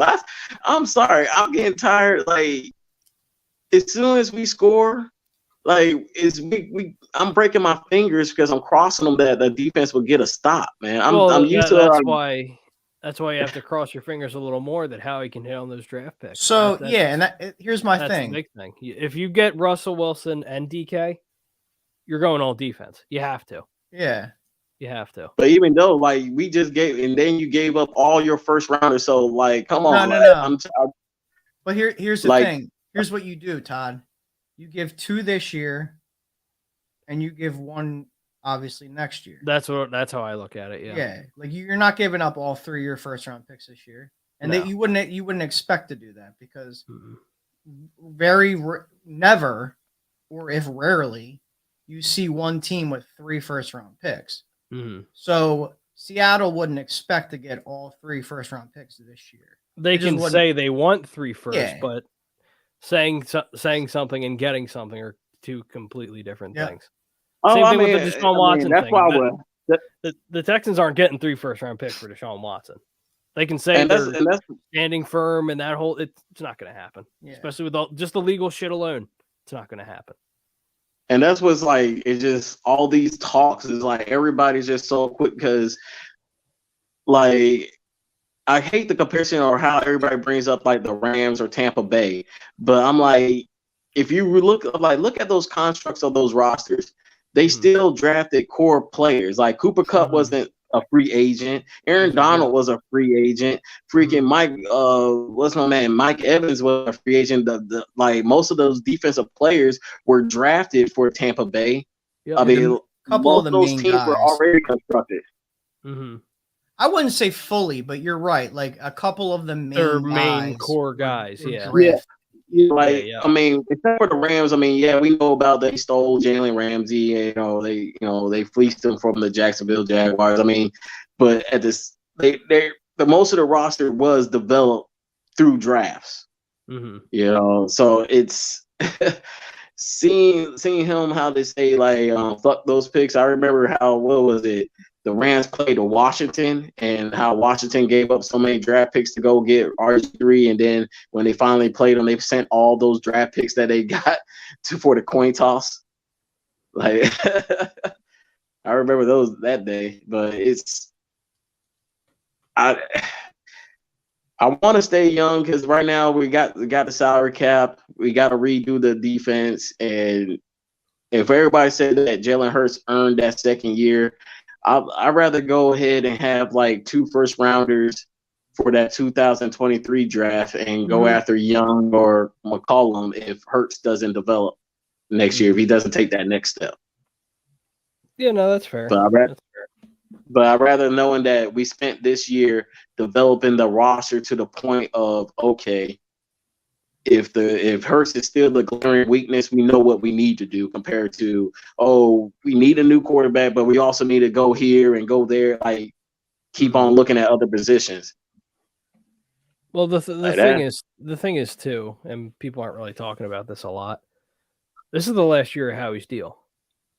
So he has to get this offseason right. Otherwise, I mean, he'll probably get a contract before the regular season starts, obviously, but the fact that this is his last year and he hasn't been re-signed yet, because you know how quickly the organization is getting these guys early, getting them that pen and paper done early. And I just find that intriguing that Jeff hasn't signed that paper yet, because you know how much he loves Howie. So, but that's the thing.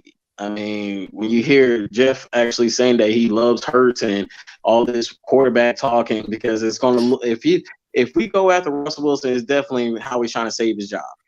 Mm-hmm. Yep.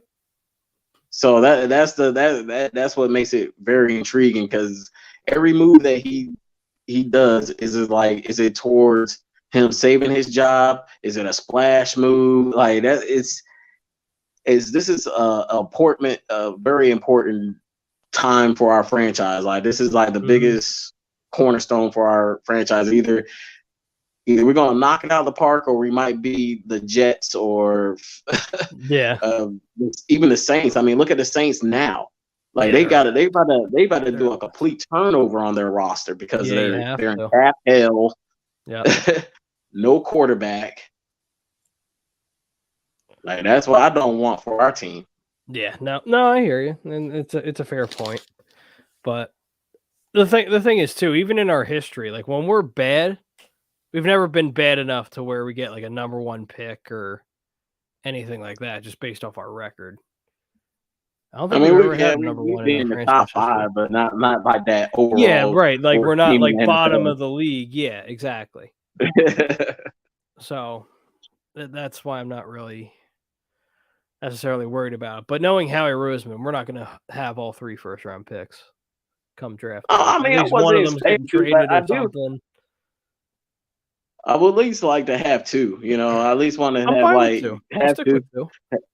Yeah, I'll have 2 and at least draft 2 defensive stars. I mean, I would love to break the chain. I mean, I know Pete is all about like I'm not even gonna get my hopes up about a linebacker, but I would love that.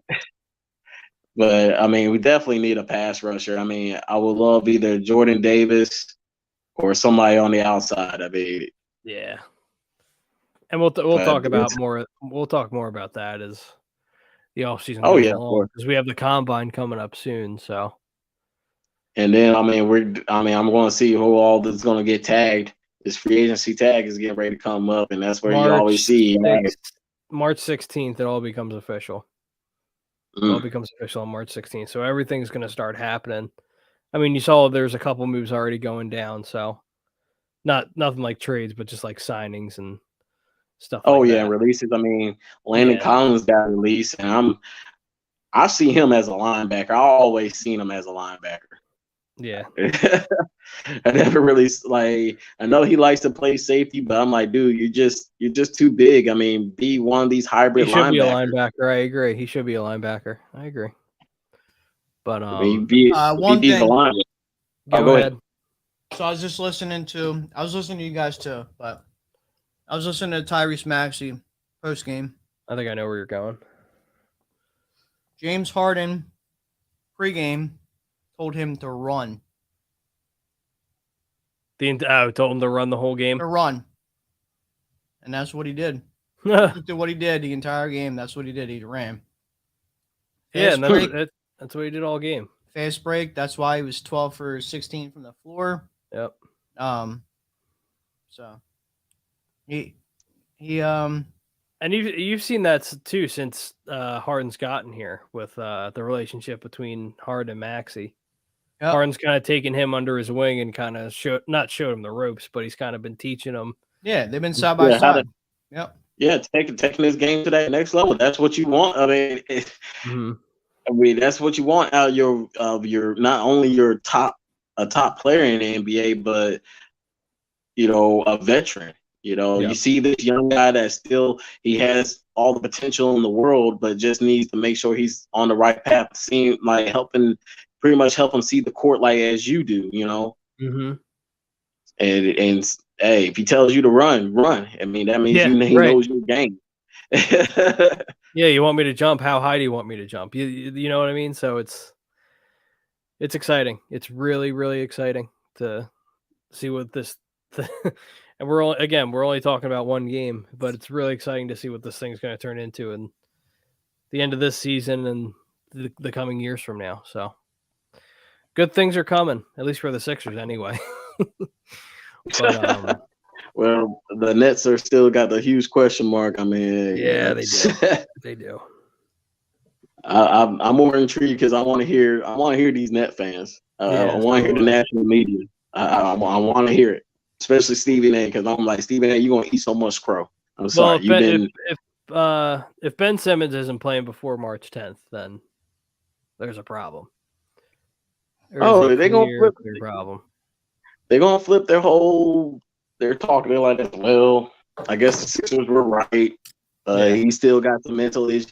You should not have no mental issues. Mm-hmm. You gotta, the grass. They always say if the grass is greener on the other side. Go ahead. Yeah. So he should be happy. He's clapping it up, talking to Drummond, trying to shut up Danny Green for what they said that he did. They had problems. So hey, mm-hmm. him and Curry, but yeah, I hear you. We're all gonna see. Yeah, exactly. We have anything else before we wrap up? Nope. All right. Quick and easy. Guys, we appreciate you for hopping on with us. James Harden's debut. Fantastic. Everything we wanted, and actually good amount more. Good amount more than what we expected. So great turnout. We appreciate you guys coming on as always. Todd, appreciate you as always. Pete. Thank you. Pete. I'm kidding. But appreciate everyone hopping on, showing support. We got a bunch of shows tomorrow and just this weekend in general. We got In This Very Ring Saturday night with Ritz and Butters. That's always a great one. If you're a big wrestling fan, definitely check them out. It turns to a no holds barred matchup over there. Yeah, exactly.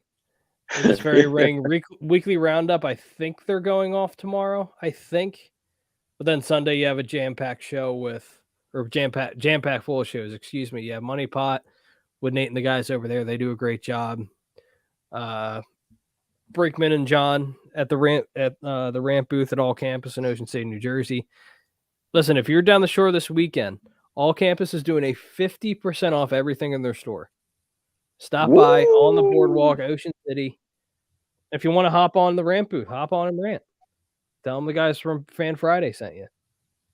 Be like, hey, I want to rant. I want to talk about the Harden game. I want to talk about Tyrese Maxey, how he did. We want to talk about Joel Embiid, how he did. Eagles, whatever you want to talk about. The ramp. That's why the ramp booth's there. But guys, I want to talk about how I'm missing out on them jersey deals. God damn. Yeah. But as always, Fan Friday is brought to you by Gleason's Bar. Gleason's Bar is located at 6700 Mill Creek Avenue in Levittown, PA. Use promo code A2D for 10% off your order whenever you dine in, take out, or order online at Gleason's Bar and Steaks.com. The promo code again is 10% off your order whenever you dine in, take out, or order online. And since the weekend's rolling around, got to gamble a little bit. So become a member. $9.99 a month. Perks includes appearances on shows, fans-only live streams, shout-outs, weekly sports picks for Money Pop Podcast and Willie Vegas. Again, $10 a month. Nate and Wilson are going to take real good care of you, make you a good amount of money. They made us a good amount of money. Made our members a good amount of money. So can't beat that. But and while you're there, if you don't know a good sports book to go to, check out BetUS. BetUS is the leading online sports book who's been in the market for over 25 years. You can bet anywhere in the U.S. on everything, pretty much everything. Use the link below. It should be right in our comments, pinned right to the top, for a 125% sign-up bonus. I'm telling you, we're here to give. We're here to give here at A2D. We're here to give. But as always, Jake Friel, Dan Triok, Mr. Todd down there, we appreciate you, as always, for coming on all the time. But we'll catch you guys back next week on another edition of Fan Friday.